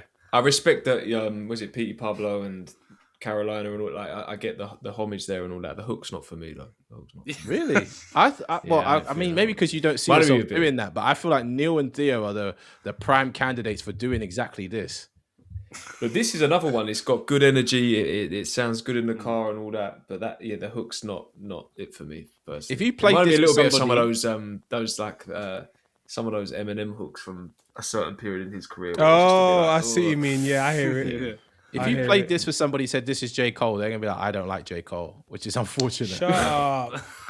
Shut up. They won't be saying that. You're doing too much. You're doing too much. This isn't the typical J. Cole we're used to. This is very energetic, you know? Very, very energetic. The Yeah, flow's you can do crazy that, on the though. second verse as well. Oh, the flow is nuts. It's crazy. It's fucking nuts, man. Absolutely nuts. What? I can't wait till I hear this in the fucking concert, man. Let's hope he does it. Can't. What do you mean, hope? Of course he's doing it. The hard part is, right, he's got 24 tracks here. What if he does what I think he might do, which is no warm-up acts and perform this album all the way through? No way. Or, right, he does the hits, right, the songs everybody's come for and all that kind of stuff, and then he just performs one of the whole discs back to back. I feel like he's gonna play his hits, like his career hits, but also he's gonna play the big songs from this album. I think can't there'll be see no him warm-up going- act. Huh? I don't think there'll be any warm-up act. I think he I don't wants think the so whole either. 3-4 hours to himself. I don't think so. I think he will have a really cool like stage as well. I feel like he'll really design a stage in such a very cool way to take us through the fall of. I think it'll be some kind of like symbolism of Forest Hill and the mixtape, something to kind of bring. I them hope together. so, because last time I saw J. Cole, he was just on a small stage in Shepherd's Bush, and obviously this is like 15 years ago, but I haven't seen any live shows where people go, "Oh, J. Cole goes crazy," He did but, his the anniversary in Madison Square Garden. but I haven't seen it. That's what I'm saying. So I don't know what his performances are like. I don't know if he's a set man or if he's getting up there playing the piano. You didn't see the video? The videos are nothing like that, no? Nah, I'll put in it's a not group. come up. It's decent, man. It's really cool. It's really cool. Okay. Well, I'm hoping Old Dog does what it needs to do, but I mean, we're getting now into what I call the meat of the album for me. Life Sentence is a very, very, considering I didn't like The Villist, Life Sentence is very interesting. It's a very unique and cool thing that he's done with that, I think. Did anyone get Ja Rule vibes? No, I got DMX. No, it's Yeah. DMX. Oh yeah, no. DMX Yeah. is I know that's the How's it going articulation down? and all that, but I felt like his delivery and just the overall vibe, it reminded me of Ja Rule. But No, I got X Fair enough. all the way. I was like, yo, this is Yeah. X. Yeah, I Even got with listening DMX to vibe. it, I was like, yeah, this is X, man. This is, and it was nice though. 'Cause it didn't sound it didn't sound corny or cheesy. Like it sounded like it made sense. And I think I really like the side of Cole. I think it was very smooth. I think it can be late. It can be pushed as a hit, but it doesn't have to be. I like it for the way it is. I'll play this on the barbecue with a girl, Yeah, summer on a vibes. car ride. Yeah. Like it's a very cool song. I like it. Like it's a real. Yeah, I like it. It's very nice, man. It's a love song though, which is nice. Yeah. Yeah. Because people always want to say DMX was an aggressive guy, this, that, whatever, but he's actually kind of like a lover boy a little bit. yeah, you could get vulnerable. That's what made X so great, though. Yeah. So great. Do you know what? One thing though is that again, interesting choice of words. I was listening to this at home, and Charlie walks in, and I paused it. I went, Charlie, but how would you feel if I described our marriage as a life sentence? And she was like, what? What? What are you comparing it to? Yeah, I didn't land, but I get it in this context. Sentiments there though. I get it in this context, and obviously, our experience is very different to J. Cole's and his partners, and all. Everyone's different, and marriage is a different thing to each individual couple and all that. But I found it interesting. I was like, how would you feel about that? She was like, yeah, she weren't feeling that at all. Probably But, not the best time to be asking her these things. Exactly. which- Yeah, I know. I Yeah, know. yeah, That's the You wrong play time, silly man. games, boy. I had to test the waters. Test the Nah, waters. you're a troll. Like, you know, like sometimes you need to have private thoughts. That was one of them. What's your next argument you have? That's the first thing that's coming up. No, this life sentence. Bro, you forget. Women forget things, but they remember the things you don't want them to remember. As Man. I keep saying to her, man, we're tethered now. Don't Oh, do yeah, shit you two are about it. locked in, but still, I don't know, Theo. I don't think you should try repeat these words. Yeah. Oh, I ain't repeating shit like that. You must be joking, man. No You being a way, doghouse. man. No, 100%. Not a chance. But but like I said, I track. think this is a great track. I really like this side of J. Cole. Is it the hit from this disc? Not for me, but it's a very good song. What about Only You? Oh, see, I love Only You. I'm not gonna lie Really? to you. Yeah, I really like that song. I really, really like the song. I think what Burna Boy does on it as well. I keep coming back to the song. Burna Boy killed that. But J. Cole, I like what J. Cole does. What J. Cole does on it as well. I just really like it. Coming from Life Sentence and then going to Only You and then just sharing those stories. Oh, yeah, I love it. It's not too much more I can even say about it. It's just something I enjoy. See, I So like far, this is the sentiment of first it, hit, and we're deep into the track list now. We're 18 tracks in, and I'm saying this is the first hit for me. What? Well, How the that Burna make Boy sense? Commercial hit. Oh, I was gonna say. When I say hit, I don't mean like as in I'm saying it's the best track. I'm saying this is the one that people will grab onto. God, let me live. See, that's interesting, Theo. Though, I was 'cause, freaking out there. You were quite far back as well, Neil. Yeah, I was like, what? Yeah, that's interesting because this is one of my least favorites on this disc because fair enough. do you know what it was for me is one, I felt like I'd heard this kind of collaboration with Burna Boy before. It just didn't feel very different, and it was another one where it just felt a little bit misplaced, not to the extent of the let out, but it just didn't, I don't know, it just didn't feel like it quite fit sonically, and then also Agreed. too long again. Too long. But unless I'm misremembering, I don't know. How many? I feel like It's it's 4 minutes long. It's a long track. 4 minutes. Every I feel track on this like album, like I said, is over 3 minutes, apart from the last track, which Yeah, is a this lot. one, yeah, a bit of a. This was a bit of a lull for me. This one, I'll be honest. Yeah. Yeah, I feel like this one was another waste of a feature. I feel like a Burna Boy feature, I feel like it should have been hit harder than this, in my opinion. No, you've gone mad quiet again. Oh, have I? Yeah. What? I don't know what's happened. It's like you went from normal levels to Bro. like whispering. Yeah. How about now? Still quiet. Damn. What's going on? Maybe you knocked your interface. I don't know. I'm keeping this in Yeah. though. I ain't even editing the fuck out of that. That No, can it's stay cool, in. it's cool. Is it better now? We got to use your own board sound for this. Yeah. Is it better now? No. Keep that in. That's one. Turn it up. Turn it up. I don't know. You're not talking. You're just you're turning things. Sounds and not alright to saying me. anything. Yeah, go on. Yeah. Sorry, carry on. No, I was just saying that. Yeah, I feel like it was a bit of a waste of a feature. I just feel like it didn't hit as hard as I hoped it would hit. Yeah, I feel like the Thames one, the same with the Thames. I just feel like it didn't really. I'm thinking it would be like a smash. It wasn't that for me. I think the one beforehand, that song was more of the commercial hit for me than this one. Okay. I see what you're saying, but I'm talking from the mind of like a regular, conventional listener here. And I think they might like this because it's got Burna Boy and they could sing and this and that, you know.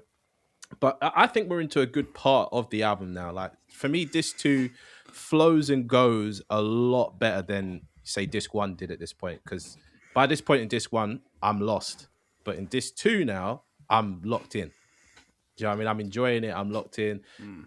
I wouldn't say I really cared for Man Up Above, but I'm willing to hear other people's opinions. Well, I was about to ask you about that because you said you were locked in because I wanted to ask the question about that track as well because I think it sounds great on the surface and I think I know what the song's about, but I didn't get how it fit into this sort of not so much story. This isn't kind of like a story like the first is, but I didn't get where it was placed contextually, if that makes sense. I wasn't quite sure. on how it fit into the overall themes and all that sort of stuff. So, Yeah, be but good isn't he to talking? get your take. Yeah, but isn't he talking? So you've just come from the fact of like only you, like he's very thankful for the fact of his wife who's given birth to obviously his two kids, and now he's looking up the man up above, and he's giving up the perspective he wouldn't be here without his faith and God, and then puts a perspective of one of his homies who didn't have that faith, but then is being put into jail, has kids of himself, and he could have been in that same position, but because of his faith has allowed him to be in the position that Okay. he is now.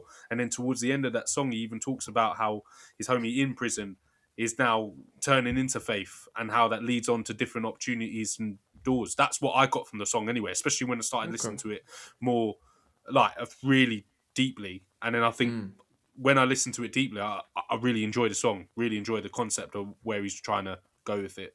Yeah, Theo, you're bang on the money. That's exactly how I felt with this. Is when people are in times of either despair or great joy, basically the two extremes of life, they always turn to God. If it's really low, God help me here, this, that, whatever. And then when things are fantastic, wow, it's good to remember God in those times. I'm saying this as someone who's not particularly religious myself, but definitely that's the vibe I got from this. Yeah. No, I did get that too, to an extent. Yeah, But to No, it's back cool- up what I it's was cool. saying, I didn't really care for it. Like when I say I was locked in, I'm enjoying it up until this point, and it doesn't mean I've stopped enjoying it. But I'm definitely hearing this more than I'm hearing the middle section of disc one, if that makes sense. right. What did you find? How did you find it, Neil? I don't really like the sample, the beat. Okay, It felt a bit flat for me. I feel like it could have been a better sample and a better beat. It just felt a bit meh. is this the same Neil that was here an hour ago? Yeah, same me. Same me. No, I'm glad you said it though. I'm glad you said it because, yeah, It didn't really hit. I don't know. I feel like I've heard something like this before. I've heard better ones. I feel like Big Sean have done this before. These kind of songs, and I feel like he's picked better beats or had better beats and stuff like that. And I feel like this one just Did the felt a bit delivery flat for feel me. a bit boring to you? It's not boring. That's the wrong word. The delivery, it was I know, lacking. but when Yeah. you say boring, I know exactly where you're getting from it. Yeah. You said boring, and it's instantly in my mind. I'm like, I know exactly where you're going Yeah. with it. But I don't feel like boring is the right word. No, I know what you just- mean by it. It Yeah, feels yeah, yeah. lackluster, like it's Yes, missing the yes, the yeah, energy exactly. we've had in all the other bars. Even the that's it, tracks I yeah. don't like. Yeah. There's Yeah, still yeah. delivery there. This one's not delivered the best for exactly. me. Yeah. Exactly. Like the message is absolutely great. Like, yeah, it's absolutely fine. He's barring still. It's just, it's not really gripping me. same way. Yeah. So this is helpful because, Theo, you've helped kind of connect it to other track or like where its place in the journey of the disc. That was helpful, and I knew what the song was about. But I think that's what it is, Neil. Is that there was just I think there was something lacking. I think with the delivery. Not necessarily. I think he sounds great when he's rapping, but maybe it's it's that sample, the hook. It's just again, it's not quite adding up together. It feels like it with the content in mind. It feels like it should hit harder on an emotional level, and it doesn't quite have that. Do you know what I mean? Especially with the stories that he's telling in the on the verses as well. It just doesn't pack the punch that I think it maybe should or that he intended to do. Because there's a track.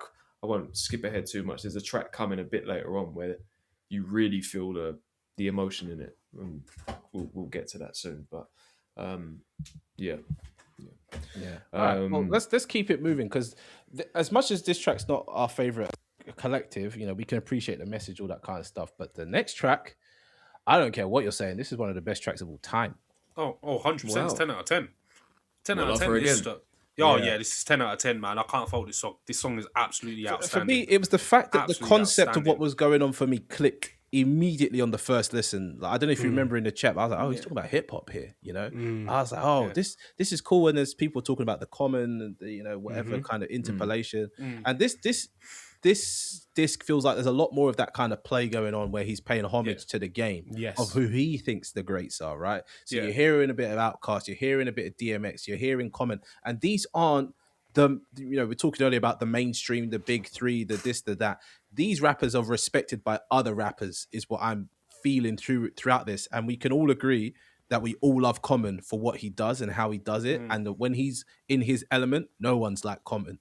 And Yeah. that is what this felt like to me. Was this is like peak J. Cole, where he's talking passionately about a topic. It's a Yep. topic that he's very well versed in. Obviously, it's about hip hop and this and that, but it's also a bit storytelling. You know, it's I don't know. For me, this is enough, and the singing is good in this. Who is it? Is it Moray singing on this one? No, No, that's that's the the next next one. track. He's just Oh, doing a I'm little. getting He's doing a little confused. bit of a you know, that kind of singing. Oh yeah, the Sorry, talk singing. it's late, guys. My bad. Mm. What I would say on this one is, you know, it's like you said. You mentioned Common. There's been a handful of rappers that have done this. The sort of ode to hip hop and the metaphor, so, you know, referring to hip hop as a woman and whatnot like that. But I think what was great about this one was with his spin about going to New York and that journey and expecting it to be in a certain place or be a certain thing and it not being that. And it really linked into, we've had conversations on here about like what happened to New York and you know what I mean? And like why aren't the biggest artists coming out of there and blah blah blah and all this sort of stuff. And it felt very sort of not just personal to him but relevant to like I say, some of our conversations and conversations that go on out there about New York. And again, lots of passion, like you say. It's this is one of the highlights on the disc, I'd say. And it's the fact he sure. went to the barbershop, if I remember correctly, which is like not the home of hip hop, but the home of black culture. If you think of, you know, where hip hop is, it's in black culture. Where's the home of black culture? It's in places like the barbershop or the bodega or whatever, etc., etc. And they're kind of, you know, going like, well, you know, I heard it went to Atlanta. We don't know. It's just it's definitely not here anymore. But then it comes back and it's not the same, and it's interesting. Yeah. I feel like Neil has a lot to say about this as well. No. You You guys are saying that everything's fine. I'm aware of the time, and I feel like I want to save some comments gas for the later on. end. All right, let's speed through the last to chat about this one. Well, hold on, Theo, you got anything to say about "I Love Her Again" while we're still on it? Oh no, I've said my opinion. It's 10 out of 10, man. It's absolutely fantastic. Okay, cool. We're going to speed through the next 4, but that doesn't mean we can't talk about them after this. But I appreciate we're only 1 point into the run through where there's 9 other points. Jesus Christ. Okay, What If with Murray? Yeah, we need to talk about this one. 10 out of 10. Yeah. I love it. It's a great part of the album. I absolutely love it. If I was to be, I tell you what, if I was to critique it in one way, actually, I don't think it's even a critique. I just think it's what I would want. How he's shaped that whole song is excellent. I would have just loved J. Cole's perspective at the end. That's what I would have wanted, and then it would have just been off the stratosphere. Put that at the end, and then that song is just absolutely insane. But then I feel I don't want to take marks away from it. That's probably just a personal want. A personal want would be I want to see what he had to say with it right at the end, and then it just tidies up the song completely, and then you're like, yeah, you're there. And the thing is, Sean has played with this idea quite a bit. This idea of what if this happened, and what if that hadn't happened. So I feel like this is probably why Sean wants to talk about this fair amount. Yeah. I mean, my one's on some like nerdy fan thing. But do you know what it is with this one? Is because I think it's because deep down we kind of know what the elephant in the room here is, right? With this track, what he's kind of commenting on in a sense. Yes. With the whole apology. So not to go into that too deep. So, and on an album filled with third verses and 4 5-minute tracks, it was like, this was an opportunity to give us that third verse and bring it to the now. Give us your perspective. It's very much link in that time. Talking the only thing is I can see why he may have not, because he's addressed it on Port Antonio and a few other songs and Clouds and stuff. So I must say I agree with what you and Theo are saying. 100%. That would make it like just the best, one of the best songs of his catalog. But maybe because he's addressed it so many times, it may I don't know, come across repetitive. I don't know. But sometimes when you're writing an essay, you have to reiterate your point, though. You know what I mean? And this is that point to close it up strong, rather than us have to grab around and catch the rest of the point. But it's a very poignant track. You know, I'm not a big fan of this what if. I'm very it's called, I think it's deterministic or something. Like things happen and that they're meant to happen and just leave it as that. But I appreciate that if Puck hadn't died, if Biggie hadn't died, maybe we never even get a J. Cole or a Kendrick, because the run would have been running, you know? Yeah. Because my idea around it was more simplistic. It was just, it was literally that. It was like, what if they didn't pass, without sort of considering why it happened? I think the other thing with this is, and this is just this is just it just depends. Sorry, how it sits with you. I think for a lot of people, it's such an unrealistic scenario because of how dark it got, and because the big thing with their beef is that it was so constructed and controlled by others around them. Do you get what Yeah, I'm saying? 100%. So like you had Puff and Suge, these label leaders that didn't really care about their well-being. Let's put it that way. They were just on the war of what it was. You had the media hyping it up. You had the entourages and the streets all around. Do you know what I mean? There was so much that the thought of them having this back and forth, whether it's sending a letter to each other and reconciling all that, it's just so hard to fathom for a lot of people. Which is why I think maybe, I mean, I've not heard a great deal of response generally from people. I've heard some takes and it's interesting, but that might be why it's not quite landing with some. I think just if you remove that from like a craft standpoint, it's fantastic storytelling, and like the way he's manipulating his voice to sound a bit like both of them and to sort of mimic the flow and the delivery and the cadence, whatever, all that. When you put it from that perspective, it is fantastic, I think. And again, this has come up a few times with Cole. I think the intentions are really good with it, really good. I think it's as well. It's that idea of like sometimes before you get angry with somebody or before you get aggressive, what if you just took that moment to write down how you're feeling and think of the other side, which is it's not really the masculine testosterone fueled world we live in, but it's something that can save a life or two lives. For sure. You see what I mean? Yeah, and that's what I mean. That by the sentiment of it, the intention is good. It is good, and I think overall, all things considered, it is a great song. There's just for me on a personal level, like I say, it's just that perspective. But Neil makes a great point, and I think again, does it come back to that? If there was someone in the team to say, okay, maybe don't do Port Antonio and say this in this track and blah blah blah, save it for that one. Do you know what I mean? Save it for then. Don't rush to get the answer up because people were piping up and all this sort of stuff. That's what got you into the beef initially in the first place. Was people? He said it himself, innit? People were, what are you going to do? What are you going to say? All this sort of stuff. Holding fire on some of these bars that we've gotten over the last couple of years. Put it into that track, and then you get something really complete. But that is. You also get a moment that people can't take away from you if you do it in this way, because it's very mature. Yeah, 100%. Yeah, I agree. I think if he didn't release Port Antonio, maybe some other tracks, like you're saying, and he dropped this, oh my God, the reaction would have been insane. Yeah. Insane. So yeah, I see your point for sure. You're right. Quick stop.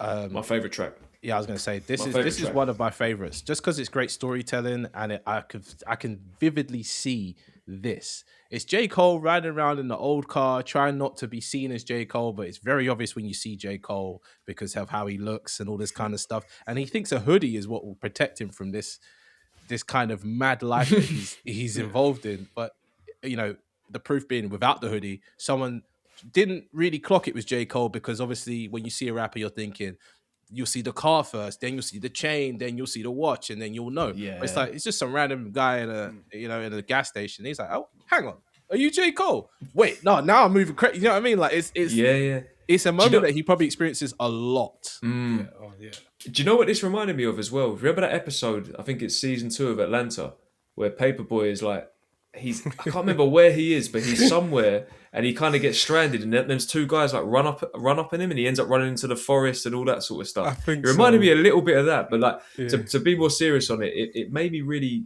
appreciate, for not just rappers but just famous people, being in certain situations to us that are so mundane that you just going to get petrol is what it is. But especially in certain parts of America or even this country where it's a little bit remote. It's like, if you're a famous person and you have to stop off somewhere, you don't know who's going to walk up on you. You don't know, so it put me in that place. I know it doesn't turn out that way, the track, but it got me thinking about that.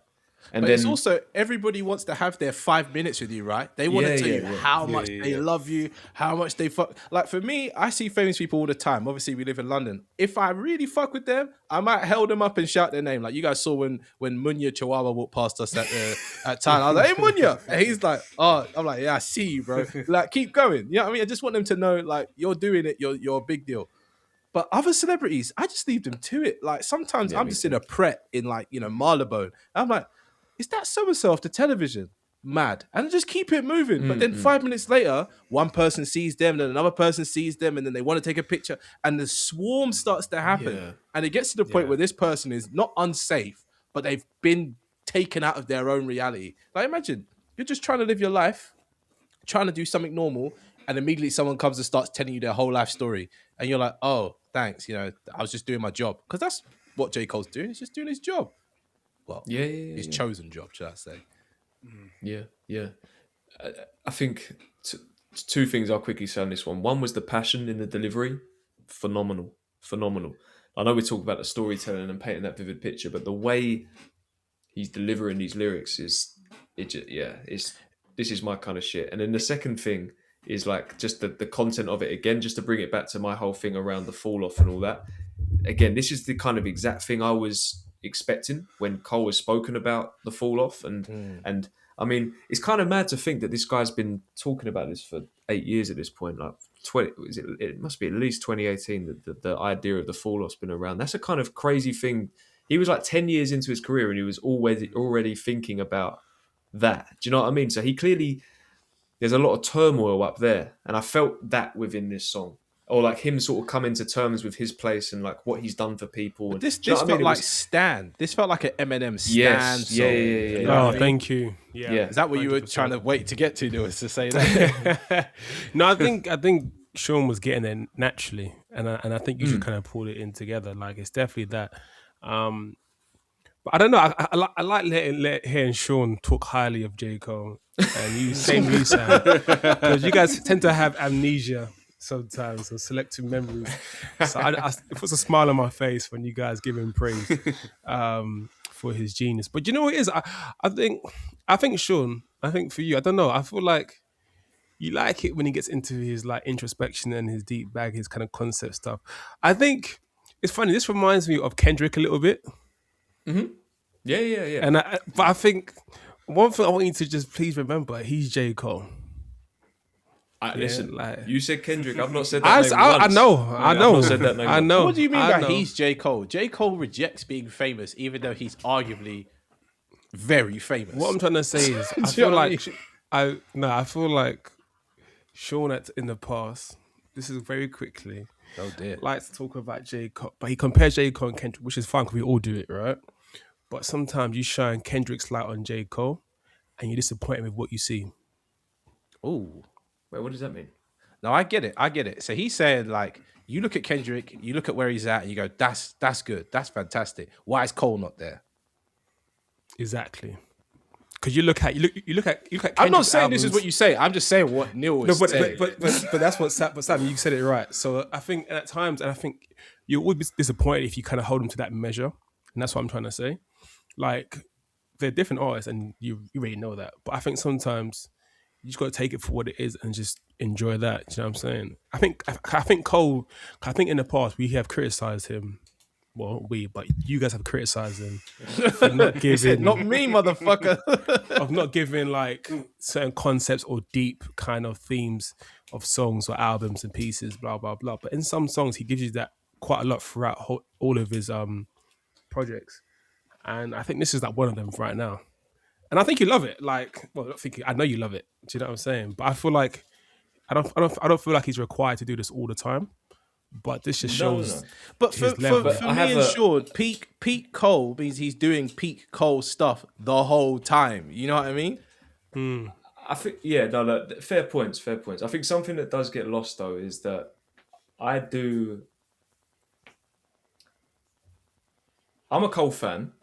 Like whether it's that's whether you agree with that or not, or whether that's hard to believe. I am a Cole fan, and I don't. It's not like I see Kendrick as this. This is the absolute bar on the way of doing things, and every artist has to do that. You know, I notice it when. But what I'm trying to say is, I enjoy Cole for Cole doing his thing, and also can enjoy Kendrick in separate routes. But when it comes to like my preferences, Kendrick does it more than Cole. So by my preferences, I mean, I really enjoy it when an artist goes a bit more raw and a little less perfect. and gives a lot of themselves. No artist is obliged to do that, but Kendrick does that a lot more. It comes either in flashes with Cole or again arm's length some of the time. He could go further. That's his prerogative. I'm not saying he should say or do any of these things. At the same time, though, I'm not always in the mood for Kendrick. I don't want to. Mr. Morale and the Big Steppers is a heavy listen. I don't need that all the time. Sometimes I want to go to the off season. Sometimes I want to go back to the mixtapes with Cole. Do you know what I mean? So I'm not like, I don't listen to Cole. Go, yeah, that's good. That's good. It's not Kendrick. That's good. I can separate the two and enjoy different artists for different things. And also Kendrick don't always do it as well. You know, GNX there were instances on that album of things we've not really seen Kendrick do before. He's had hits throughout his career. I don't always go to Kendrick for the heavy stuff as well. So, look, I don't shy away from the fact of who I have higher in my own sort of list. But yeah, I definitely enjoy Cole for who he is and what he is. Yeah. But this track is an example of the best of Cole. Right. Let's try to do the last two tracks. Wow. And also, I do think you're a Cole fan. That's not what I'm saying. I just remember I had to defend Cole plenty of times in the group chat. Yeah, but that's for the purposes of debate, you know. And I hope you realise this isn't me sort of trying to sort of. No, let me just say how it is. The reason why at times in recent years I've been maybe so hard on Cole is because I have him up there. Do you know what I mean? I know he can do these things. We've seen it. So that's why there's been times, like I said, particularly over the last couple of years, where I have been a little bit. I don't think I've ever been. Oh, maybe look, it's opinion. It depends how you feel. I don't think I've ever been majorly unfair, but I have a high expectation because I know what he's capable for, and it's things like this where I hear how he. This is the thing. Sorry, I know I'm rambling a bit now. We all have these sort of like, Neil, you often talk about how like if something makes you want to rap, then that's it. For me, I get that to an extent. There's different times, different moods, whatever. For me, if something really moves me, like if I can feel it, whether that's, I don't know, goosebumps or lump in the throat or something like that, that's what this track did for me. I can just feel all the stuff that he's like, all this shit that he's going through in his head around the fall off and the prospect of falling off and where his place is in the game. I can hear that in his voice within this interaction between him and his fan. And for me, it's just like encapsulated what I wanted as a fan from this. This was where it hits a bar for me where I'm like, yes, Cole, you did it. So hopefully that's making sense. I'm rambling a little bit. I can also see the energy is building, right? From the start of this disc up until this point, it's actually a very nice way to kind of round out how he feels about the game, how he feels about his position in the game. So yeah. Anyway, before we lose Theo to his own slumber, let's try to do these last two tracks. And I realized we actually are further through the run through than I thought. So and the whole world is the Ville. How's anyone feel about that? It's a good shout out to his hometown. The hook, I don't know if I'm 100% on the hook, but I don't not like the song. I like the song. I like what he's doing with it. It's just, yeah. It's a nice closeout to the disc. Yeah, but again, we have to fight with the bonus track for the actual close of the disc. Yeah. You could even argue that he could have ended it with the previous one, but I think this one's got it brings because there's points in the album where things are quite solemn and melancholy and all that. This one does bring the tone up a little bit. It's kind of, there's something more positive and hopeful, I'd say, and it kind of links to track 2. The fall off is inevitable. There's a sort of full circle moment in there if you listen carefully. But it feels like he's handing it back I don't know what the Ville stands for, but Fayetteville, whatever the fuck that is, South Carolina. Fayetteville. Yeah, he's handing it over to his area. He's like, why is there not more people coming out of my area? That's what it felt like to me with this track. You know what I mean? Yeah, a bit of that. I think the whole world is the Ville is almost like, I guess, his world. That's his world. Do you know what I mean? That's who he's speaking to. Like, it doesn't matter what we all think. It doesn't matter what I think. It's like, I'm doing this for my town, for my people. But he has a bar here where he says, using your mind to dream bigger than most do. Like, he's trying to inspire people. Then he says he's the Wright brother, which is the first one to fly. You know what I mean? So I'm wondering if he's trying to say, let's get some more stuff going. That could just be a wild, out there take for me, but that's what it felt like to me with this track. Yeah. and reminiscent on his affinity, that feels like the right word. His affinity for his hometown was so big. Yeah. Any final thoughts on that one? No, but the No. bonus track's a bit meh. Yeah, I wasn't. It's quite all the like- things I don't like about J. Cole in one track. Oh, days. Well, it's wanting you to just drift off, though, isn't it? It's sort of like a slow. I get the purpose. Yeah, I get the purpose. It's a nice poem. It's again there's sentiment there, but like the execution wasn't there for me. Yeah. I think he'll Could have end ended the in show the with this weirdly, actually. I feel like I think some of these songs that he has on here, like this one, to me are like interludes. Like they can be like a minute long or shorter. Like they don't have to be stretched this long, and it just drags a bit. No, you're right. But yeah, Okay, so in our track by track run through, we've actually covered everything, give or take a few. Any highlight standout tracks from both discs? Throw them out now, and then we'll get on to the next bits. Safety of this one. Poor Fang, I like that as well. Who the fuck is you? Drum and bass. Lonely at the top. Yeah. That's it. Just disc one's the highlights for you. No, I thought separating them. Sorry. No, just all of them. You throw Oh, the them whole out thing. once. Oh, Yeah. okay, cool. Ferdinand intro. The fall off is inevitable. Ooh. The Villis, life sentence. I love her again.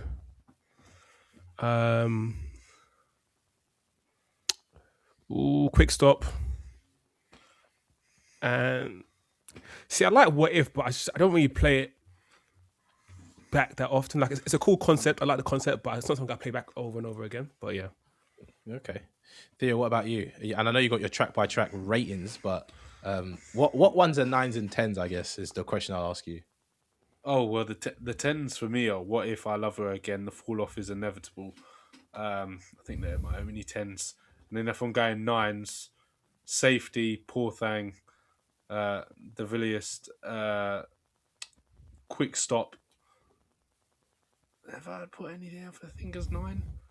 I mean, this 39 to me is like a 9 up there. I only knocked it down because I have to wait 2.5 minutes to get to that bit. So chuck that in there as well. It's the only reason I marked it down. Mark it down. Really, in my head, I'm like, that's like a 9. But that would, if it was just what he was doing at the end, it's unbelievable. So chuck that in as well, and that's happy with that. Okay. Yeah. And Sean, what about you? I know you've got a bit more of a considered take here for favourites. Nah, look, I think I might have said my takeaways from the first disc already, but that 3-track run from Safety to Poor Fang and then drum and bass is that one, and then I go The Fall Off Is Inevitable, The Villist, and Quick Stop, of course. That's like my main highlights. Yeah. I feel like we've got the same kind of crossover, so mine's pretty much all the same. All of this too, bar the tracks that we kind of spoke about that we didn't enjoy too much. And disc one, that 3-track run, drum and bass, and Bombs in the Ville, but when it gets to the hit the gas part, sorry, that's my favorite bit. All right, so we've covered a lot. I think the production throughout this whole album is fantastic. There's some lows, but there's a lot of highs.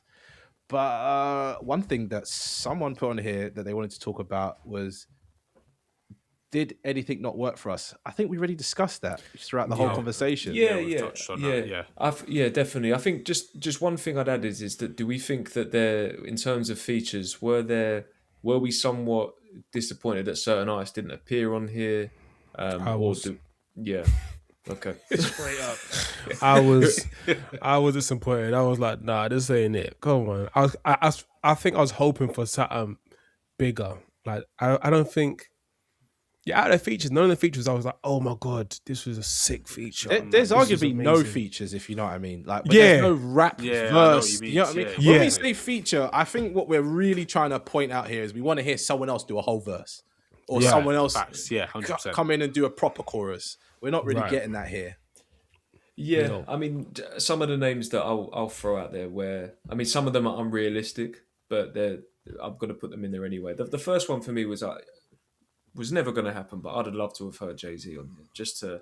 That would have been a great closer. I think Yes, that would there's be. just so much. I mean, again, there's various factors as to why, and maybe that could be a quick take episode. We talk about that relationship between them, but I think just considering how their relationship has been, and again, just that sort of that key theme of the fall off and all that, getting Jay-Z's perspective on certain things would have been. I would really have loved to interesting. hear Jay-Z talk about why he signed him, how that went, and then kind of, because he's going to be proud that, you know, a product of his label is still doing big things. That would have been an interesting verse, because where Jay-Z's at in his life at the moment, well, okay, not right now with the Epstein list, but in general, he's in a good place. Wait, I had hold to on. say that. I had to say that. Sorry. So, are you suggesting they should have done like a track like Dave and Kano? No, better than that. Like a pound cake. Okay. Yeah, not necessarily. Yeah, I wouldn't say that necessarily that format, but I think I might have said it in the group. Is it would have been cool to maybe do like almost like a unofficial sequel to Star Is Born when Exactly. Cole Exactly first ever what I mean. featured. Just sort of bring it full circle. But look, Cole has given us snippets either in the music or in interviews and whatnot about their relationship. Again, we could maybe touch on it another time, but it was unrealistic. But no, I thought about people like Jid. That's a very easy one to get. Yeah, Jid easy would one. have been nice, yeah. Bringing Miguel back, Wale. There was. I would have loved Nas on this, especially after what like I would. Yeah. The fact what Nas is doing now, I would have loved the fact if he got Nas on here. I would have loved it, but I knew that was a reach. Yeah, So no, the- you're right yeah. though. I agree with the Jay-Z and the Nas take, definitely, especially with his love for New York and the tracks about him going to New York to find the sound, etc., etc.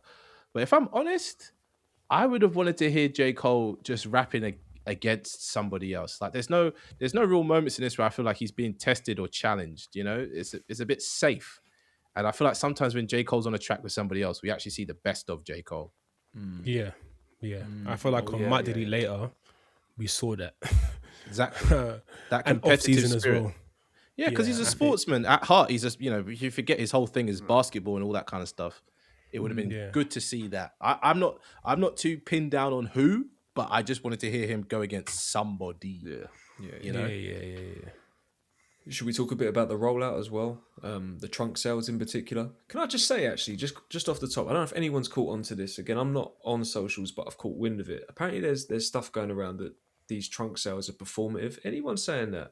Have they not been following J. Cole's career? BS. This guy's like out on a bike in New York by himself. He's dressing in the bummiest fits, doing like performing at Madison Square Garden. Like he's been like this, and I think it's amazing. Especially, it feels like I do think there's been a bit of a shift in recent times around rollouts and artists connecting with audiences again, because it feels like for a long while there's been a distance, and I think seeing an artist on his caliber being out there in the community, not just his community but all over the place, is really cool, man. And people just need to stop being so cynical. Yeah, but people are claiming that like he wants to not be famous and famous at the same time. So like when he's doing that whole performative angle that people are trying to talk about is when he's standing up on the car and he's like, you guys need to be chill because these guys over here, if you're hyped, they're gonna be hyped and we're gonna have to shut this whole thing down. And it's like, okay, a lot of other celebrities could do something like that, but they don't. And then other celebrities feed into that. So there's like Lil Uzi turning up with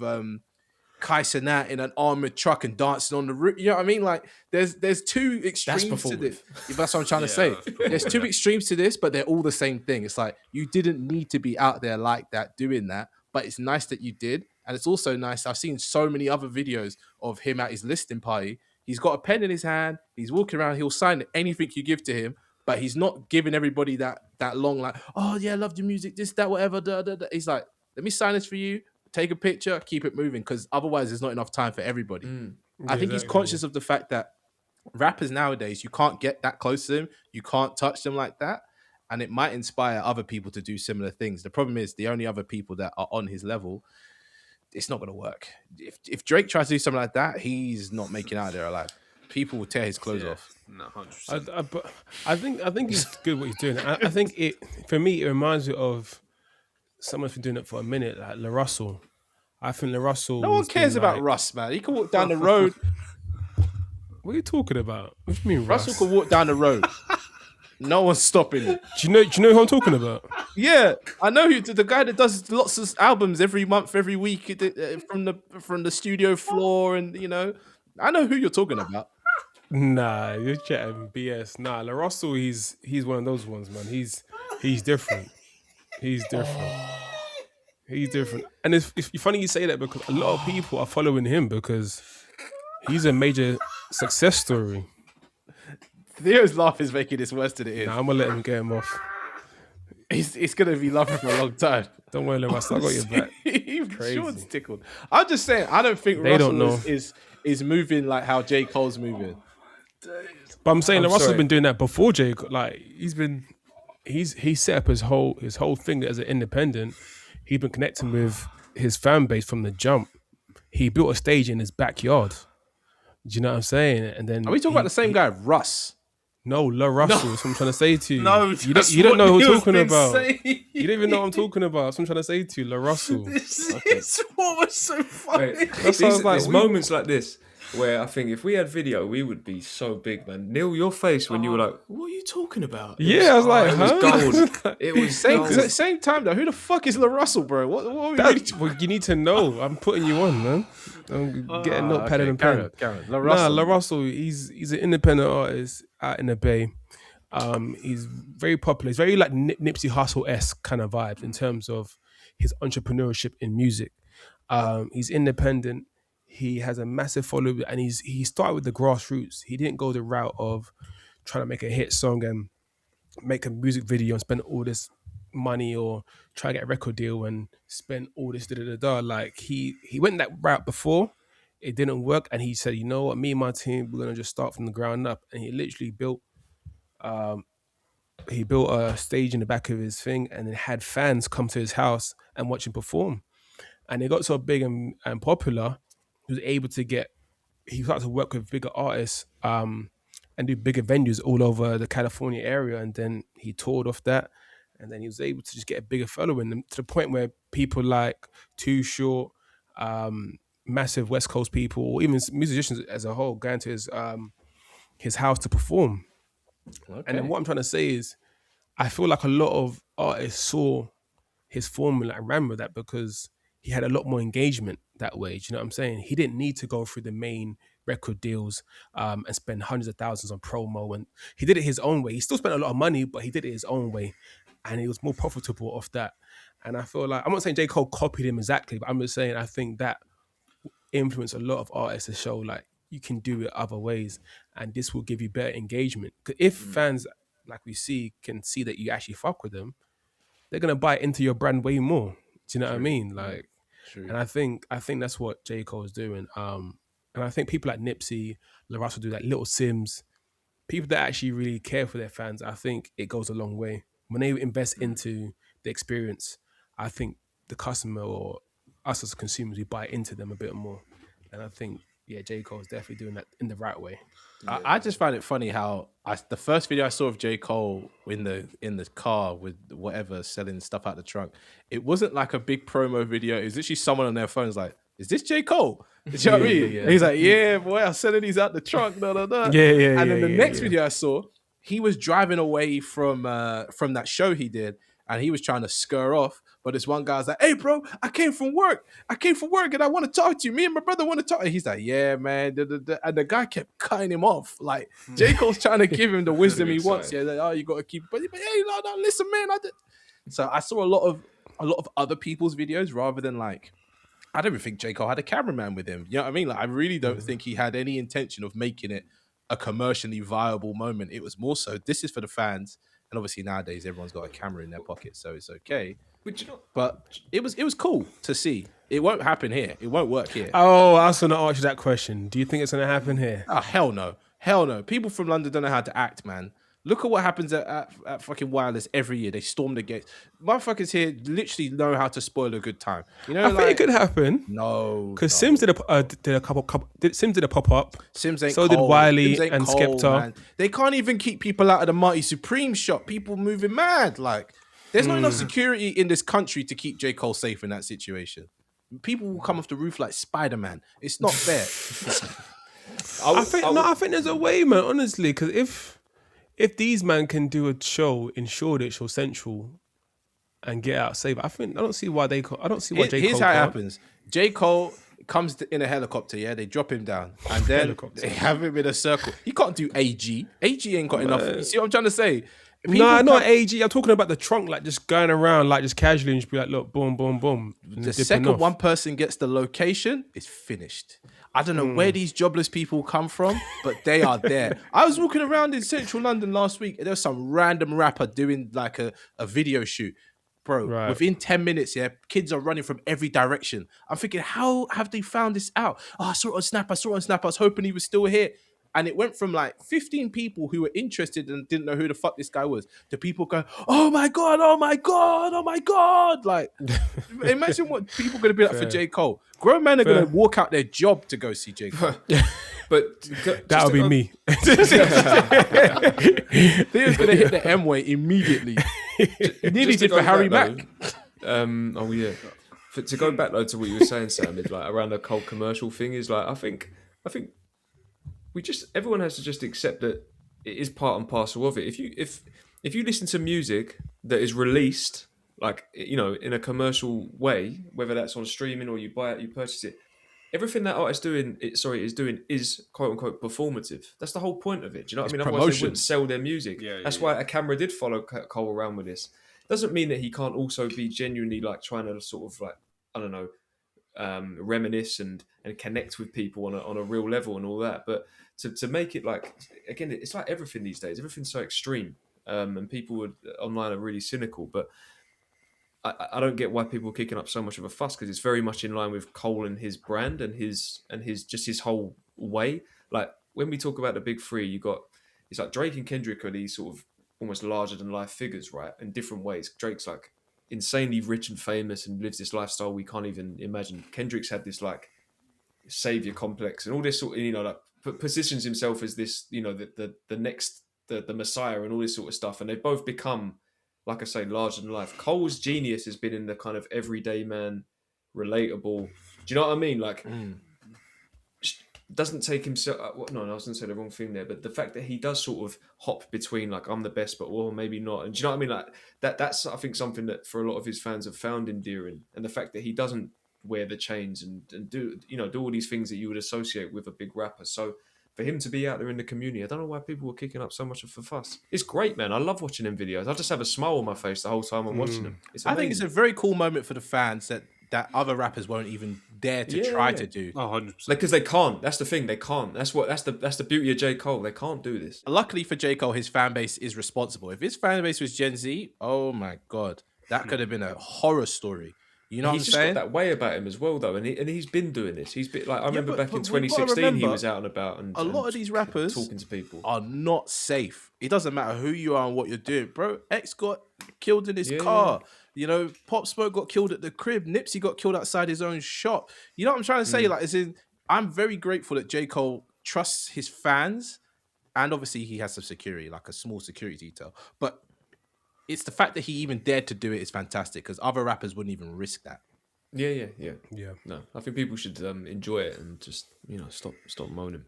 No, definitely. The world tour. Let's talk about the world tour. Some of us are going, some of us are not going. Let's put it that way. Yep. Yeah, I mean we touched a bit on it earlier, didn't we, about what we were expecting from it. I mean, Neil, you're the only one here that's going to be going. I mean, he's got 2 tickets. I thought Kieran was going. Yeah, me and Kieran. Kieran's not here though. Oh, sorry. Carry on. Yeah. Me and Kieran are going. It's gonna be my first. I think I'm the only one in the group that hasn't seen Cole live. That's crazy. That's so right? Crazy. Wait, Theo. No, I've not. That's why I need. Oh, haven't you? Yeah. Nah, I know. That's what I'm still conflicted, because I still might go to Birmingham and find a way to go to Birmingham. Yeah, you got to figure that out, boy. Yeah, I might find a way to do it, because I need to. I do need to see him. Oh shit! I thought you went with these guys back in. I got left out of these guys' plans. I went with Kieran did. first time, and then next time these motherfuckers went with some. We've had that conversation before. These guys with some side characters. I should have seen him. I should have seen him in Southampton when I had the chance, man. But I didn't. That's a long time ago. But shout out Kieran though. Without Kieran, a lot of my early concert experiences, I would have never had them because he was on job with the tickets, going to the box office back then because it weren't really an online thing, or maybe his brother was doing it. I don't know. But he messaged me. He was like, "Do you want to go see J. Cole?" I was like, "Sure." He's like, "All right, I got the tickets." I was like, "Okay." Do you know what I mean? It wasn't even like a moment of like a doubt. He was like, "I got the tickets. Just run me the bread back tomorrow." I was like, "Sick." Yeah. But this was 15 years ago. What's interesting with this tour though is that he released 2 days I think in each city, and like 2 days in London is not enough. And then he released another day for London, so I think that's 3 in total. Yeah, 3. I'm like, you haven't been in how many years? What, 15 years? Whatever it is. No. He How many came in years 2018. Did he come in 2018? Isn't that when you saw him, Sean? 2018? No, 2011. No, he hasn't been. 2011. You didn't see him in 2011. Yeah, I thought you would have saw him in years. the O2. Oh no, that's Kendrick. Shit then. It's like 15 Yeah, years. he roughly. hasn't been here for ages. Nah, Like, he that's did why- the that's- O2, man. No, that's He hasn't been in a long that's time, why- Sam, No, honestly. it's true because that's why I've not seen him yet because I missed out at the time where like I said, I could have seen him in 2011 in Southampton. He's not been back here since then because like after Born Sinner, I would have gone and seen him. He didn't come over here for Born Sinner. After 2014 Forest Hill Drives, he didn't come here. This is when I started like having. J. Cole would have been here. I would have signed up straight away and gone and seen him. I've seen Kendrick during that time. J. Cole hasn't come here. I really thought he came here before. I feel like I saw he people. did, literally. He says he did Wireless in 22, but his last tour was 2017. Oh, 2017. Okay, that's when I saw people there. That's sad though. It's 9 years then. Yeah. Yeah. So like That's a long that time. for me, it's like That's a long time. You haven't been here, and you're only going to do 3 days in London. Like that's not enough. You can sell out a whole week. Yeah, but there's the element of you don't ever want to have a date that's a bit flimsy, you know? You'd rather have 3 sold out dates than a 4th that's kind of lagging. 4th that's lagging, J. Cole. Yeah, I'm not saying it would, but with this same argument, Kanye could do a residency at the O2 for a month and sell out every day. But he's not going to, is what I'm trying to say. Three days is enough. Like this is the thing that pisses me off nowadays. Everybody sees the 2 dates for London and they go, "Oh, it's only 2 days." It's like they're going to do a third. It's always going to happen with an artist of that size. Normally, I say the same thing because he was leaving to go. I think Birmingham. I think the day afterwards or something like that. I thought, where is the space? Normally, artists will have like space between their cities. There wasn't much space. Do you find it weird how they do sometimes? They'll go Manchester, then they come to London, then they'll go to Birmingham. weird. That's what I he's don't know doing. why they do that. I don't know what that's all about. Yeah, that's what kind of threw me off a little bit. So, but I think it'll be a great show. I'm excited to see how he's going to do it. Kind of like what you said during the early in the recording, talking about is going to go for the disc or 1 or disc 2, the whole album, or do hits. Because he has the option. How's it going to be? Because kind of like Tyler, when we saw Tyler, he did Chromacopia. Did he do the whole album? Nah, most of it. He did the majority of it. Though. Yeah. Then he went into his of it. hits, right? So I feel like it was something like Mix of that. the I feel two. like he'll do 50% of the album, because obviously double disc, and then he'll go into his hits, I think. But He might also sequence it where he'll play some songs from this album and then whatever part of his life or career that he's referring to in those songs, he'll play some songs from that link into that, or so it might be a bit of a mix up in that sense. But yeah. I definitely predict it will be a mix. Yeah. I think he still doesn't even know how the set list is going to look. He's got a long time to just, not a long time. He's got a few months, but I don't think he knows how the set list is going to look. He knows what he has to do, but from the new album, I'm not sure if he knows what he wants to do. You know? Yeah, I get that.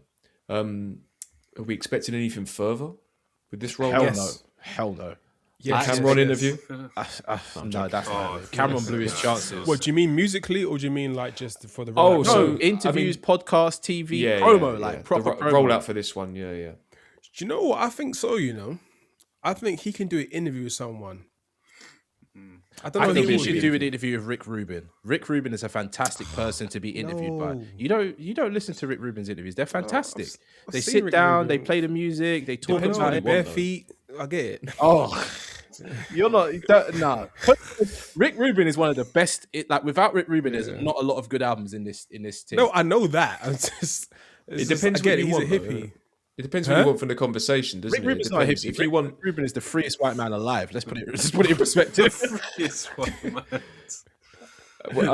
like I said, it depends what you want from the conversation. If you do want to go sort of quite sort of crafty and a bit nerdy, even whatever direction an interview would go with Rick Rubin, you go there. But if you want someone to maybe like push him on certain topics and things like that, would he go to a Joe Budden? I don't know. No, Probably not. no. Probably No, not. he ain't going. He ain't I going. don't Joe think he Budden- would. No It would be good, way. but I don't think he would. Yeah, No yeah, but way. that's what I mean. It's like what does J. Cole want to do? Because when I think heard, he might do a freestyle somewhere. I have that possibly. feeling. He might But I show up think- somewhere and do one freestyle. because I don't know if anyone saw. I think Neil, you did when Cameron was talking about it. He in one of the conversations him and Cole had, he mentioned that Cole said, I got to talk about what happened in 2024, but I don't want to talk about that right now. If I do an interview, I've got to talk about it. So I think for Cole, it's going to be very strategic. Like as in, He's not going Hot what setting- 97. He's not going he's gonna Breakfast Club. like he's not going to want to go somewhere where they're going to like push him as hard as like Joe Budden would. But I don't think he's going to go somewhere where it's going to be like wishy washy, like a. I almost said that same name I always say, but you know what I mean. Like there's certain So what do you think? What do you think? Elliot, like Rap Radar kind of vibes. after the Drake thing, I don't know, man. I don't know want to about see that him one. do a long podcast, like a Club Yeah, Shay same. Shay or I'm trying something. to think who's. I'm trying to Nah, think not a who's Club big Shay right Shay. now. I like Club Shay Shay. He ain't his. You're a hater. Club Shay Shay's His the skills best. ain't good enough for that. His what? His skills ain't good. His skills ain't good enough for that. His skills. He has his questions. He goes through, makes some moments. The problem is, Yeah. right? Okay, no. Here's the problem. We don't know what J. Cole's personality is like. Every other rapper, we can kind of see what they're on. You know, we can know their vibe. And even Drake, when he does those interviews with that white lady, he's on a jokey vibe. I don't know what J. Cole's like for an interview. He could be so anti that it makes the interview boring. The thing is, I think he can do a Joe, but not a Joe like a what do you call it, like with the whole crew. Just Joe, him and Joe, or like him and Charlemagne, just it's them two. I think that'd be better because Charlemagne and Joe are good at being serious, but also they can flip between being jokey kind of thing. But when they're like in a group setting, Charlemagne and Joe are just two trolls in it. But when they're like just doing an interview by themselves, I feel they're better journalists. I find, and I think that's a good balance. I Even would a rather Kevin Hart. Nah, not Kevin Hart. So Kevin Hart don't know how to act. What I will Hart's say, not bad. The ice bath thing is quite good actually when you watch it. I would say for me, J. Cole could release a documentary where some random producer asks him a bunch of questions and he gives those free answers. That will help. He doesn't have to talk about the beef. He doesn't have to talk about this. Just tell us about the album. Tell us about where you're at. Yes, you've done it in the bars. We agree with that. But I just want to hear him talk at length about this process of making this. And I hope we get it, but I don't think so. I don't think we're getting anything. But my prediction would be that a bit like how he sort of just handles his projects anyway, in that sort of, for lack of a better term, isolated way. You could end up seeing an interview come out on his channel, and it's in conversation with, a bit like when he spoke to Kevin Hart, but not Kevin Hart specifically, but it might be, I don't know, an athlete or another musician or someone, something like that, a sit down conversation like that. Or like at the minute, a lot of people are doing Apple Music, but with Ebro and Popcast as well. Is it Popcast? Popcast would be fantastic. Popcast, because Popcast they went, actually. yeah. J. Cole, I know you're listening. I don't know if you've listened to all 2 hours and however, but it's almost as long as your album. Give us a break. Let's go to do podcasts. But I think where he moves so independent. Sorry, I think it will be something will come from his channel if he does an interview. Or does he show love like what he did with RDC World before? Don't know. Oh, that would be a good one. Because that would be sick if he did something If like Mark that. Phillips did an interview with him, exactly. If Mark Phillips did it, that would be amazing. That would be That'd amazing. absolutely amazing. I think it would never happen, but who I'd love to see Yeah. do one as well would be Chucky from Half Cast Podcast. Wow, That would be good. Oh yeah, that Chucky's would be really good. Yeah, that'd be really good. Because Chucky's the thing is about Chucky, he has his opinions and he sticks to them, but also when he's interviewing someone, he does his research.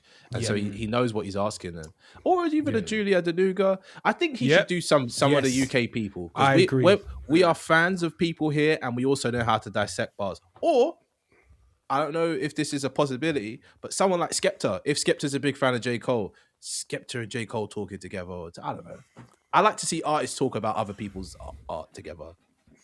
I see you saying that would be cool. I just don't know what Skepta's like as question giving someone questions though. Skepta's good at conversation. I've seen him. No, having yeah, conversations. 100%. But yeah, I think like the Julie you said was sick. Even Trevor Nelson. Nah, Trevor Nelson's too old. Oh, man, No. what are we doing, man? So just, can't just Trevor Nelson ain't come and listening You say to can't some be J. too old to be a Cole. journalist. That's Yes, not you a thing. can. That's You not a can. thing. There's That's not a certain thing. there's certain people that don't need to talk to other people, and Trevor Nelson's one of those What? people. Yeah, No, we're showing this guy's mad disrespect. Trevor man. Nelson's like a couple One years of off the legends. pension at age. What do I want him to talk to J. Oh, Cole there for? you go. Yeah. What are you talking about? We might have to wrap this up. He shaped How the old is music scene. Hey, Trevor, don't listen to him. Trevor Nelson is 62, Respect bro. over What's here, man. 62-year-old Trevor Nelson asking my man? Nothing. He would say, you know what he'd say to you? Who the fuck is you? that's what he would say. Who the fuck is you? That's what he Trevor would say. Nelson. Trevor Nelson don't want me, bro. Me and Idris will link up on a track and diss him hard. Him and his age mates. All right, okay. All right, let's wrap it up. Yeah, well, hang on a sec. We got some final thoughts, Sean. I know you're looking at the run through desperately, but okay, go and ask the question because you asked them better than I do. Well, I think these can be pretty quick fire as well. So we know that through the online activity, he said that It's a Boy still coming. But so besides that, do we really think this is the last body of work that J. Cole's ever going to put out? No, because No. he said it in those interviews where he sat on that sofa like, there's Jermaine, then there's J. Cole, there's this, there's that. I don't think he can stop making music. He loves the game more than most other rappers do. He's not gonna project, maybe. This might be his last full project, but songs wise, nah. No way, Jose. Yeah. Well, he said he wants to do more producing for people. He doesn't I need imagine to there'll do be that. some features and things like that. But yeah, I think other than It's a Boy, it would be some time. But yeah, we'll probably get a like a not a reinvention, but a return in some way. 10 Maybe years a from now, he slight might do name a change. Nas. Yeah, you never know. Yeah, he could do. Yeah. Because you got to remember, a lot of our favorite artists now, they're hitting 40. They might want to take a break. Okay, they take a break, but then the money starts getting a bit low. They got a tax bill to pay. Drop an album, do a tour, and they're back. You know, they might be a bit tired on that stage, but they'll get it popping. So, yeah, I don't think this is J. Cole's. This is J. Cole deciding a moment, but it's not the actual end. No. And I guess last but not least, has this album had like a significant impact or changed the way we view J. Cole and his career up until this point, or is it solidified things? Like, how do we feel? I know what Neil's gonna say. It hasn't changed anything for me. Yeah. It's just confirmed. It's confirmed Neil's thoughts. I hasn't confirmed it. Remember, I don't know if you guys remember, I said on the podcast, I'm sure I said it, that whether he dropped this or not, he's already solidified for me as one of the GOATs. So, Okay. For me, this one, like I said, it could go in the bin, but it's not the worst thing I've ever heard, you know. But this too, it proves that J. Cole is who he says he is. The problem is, I don't know if the game is really in the right place for someone like a J. Cole to exist in the capacity that he should rightfully exist in, if that makes sense. We need a lot more show and dance around the raps than what J. Cole gives us, unfortunately, to get to that level. But what level are we talking of? Because I feel like how much higher can he go? Do you know? I know that There's nowhere else to go. There's nowhere else to go. Like I say, I feel like he's carved his lane and he's at the top of that, and I think I wouldn't want him to do anything too left field, if that makes sense. Like, I wouldn't want him to. How do I put it? We're late in the call, so I'm like probably just rambling on, but yeah, I don't know. I think. Do you know what? For me, it's kind of, it hasn't changed anything. It's sort of, confirms how I feel. I think all things considered, as a fan who's had sort of different opinions over the years, I think it's a good way to not go out, but sort of cap off this chapter of his career, and it's actually got me sort of anticipating what's next. Ironically, it's called The Fall Off, but I'm actually like, oh, I wonder what It's a Boy is going to be like. I wonder who he's going to produce for. I wonder what feature we might get next. So, yeah, like Neil says, he's solidified, and yeah, it's been a great journey to follow along, is what I would say. What are you saying, Theo? I don't think it's changed anything for me, or like I think it's or whether it's actually confirmed. It's just kind of just highlights what I thought of J. Cole and what he could actually do, and he's put it in a body of work that shows me he's at the top of where he needs to be. But similar to Sean, I'm quite intrigued of what he does after this now, because the fall off has been going. We've heard about the fall off ever since KOD, right from that last track of Intro into Fall Off, and it's been a long time coming, and it's finally come. And now, what happens after that? I'm just left intrigued of what everything's going to be like, especially that It's a Boy. I just thought we bypassed that and we just went straight to the Fall Off. But the fact that's confirmed, though, it's an actual project. I'm very intrigued to hear what that's about and what that's going to be like. Okay. Well, that is the end of our Fall Off review, or the Fall Off review / discussion chat that we've had.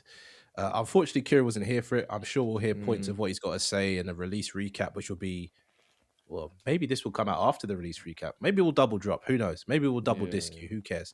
But yeah, I mean, it's a good album.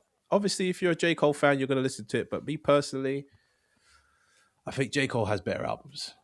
That's where I'm going to leave it. Yeah, I'm about to fall off into bed, I think. So I am knackered, boy. I'm tired, man. Hey, this is Sean, and thanks for listening to another episode of The Grey Area. Are you an upcoming artist, critic, journalist, or content creator? Hit us up on our Discord or in our YouTube comments if you want to share new music, take part in an interview, or are interested in collaborating. Links to these can be found in the show notes. Take care.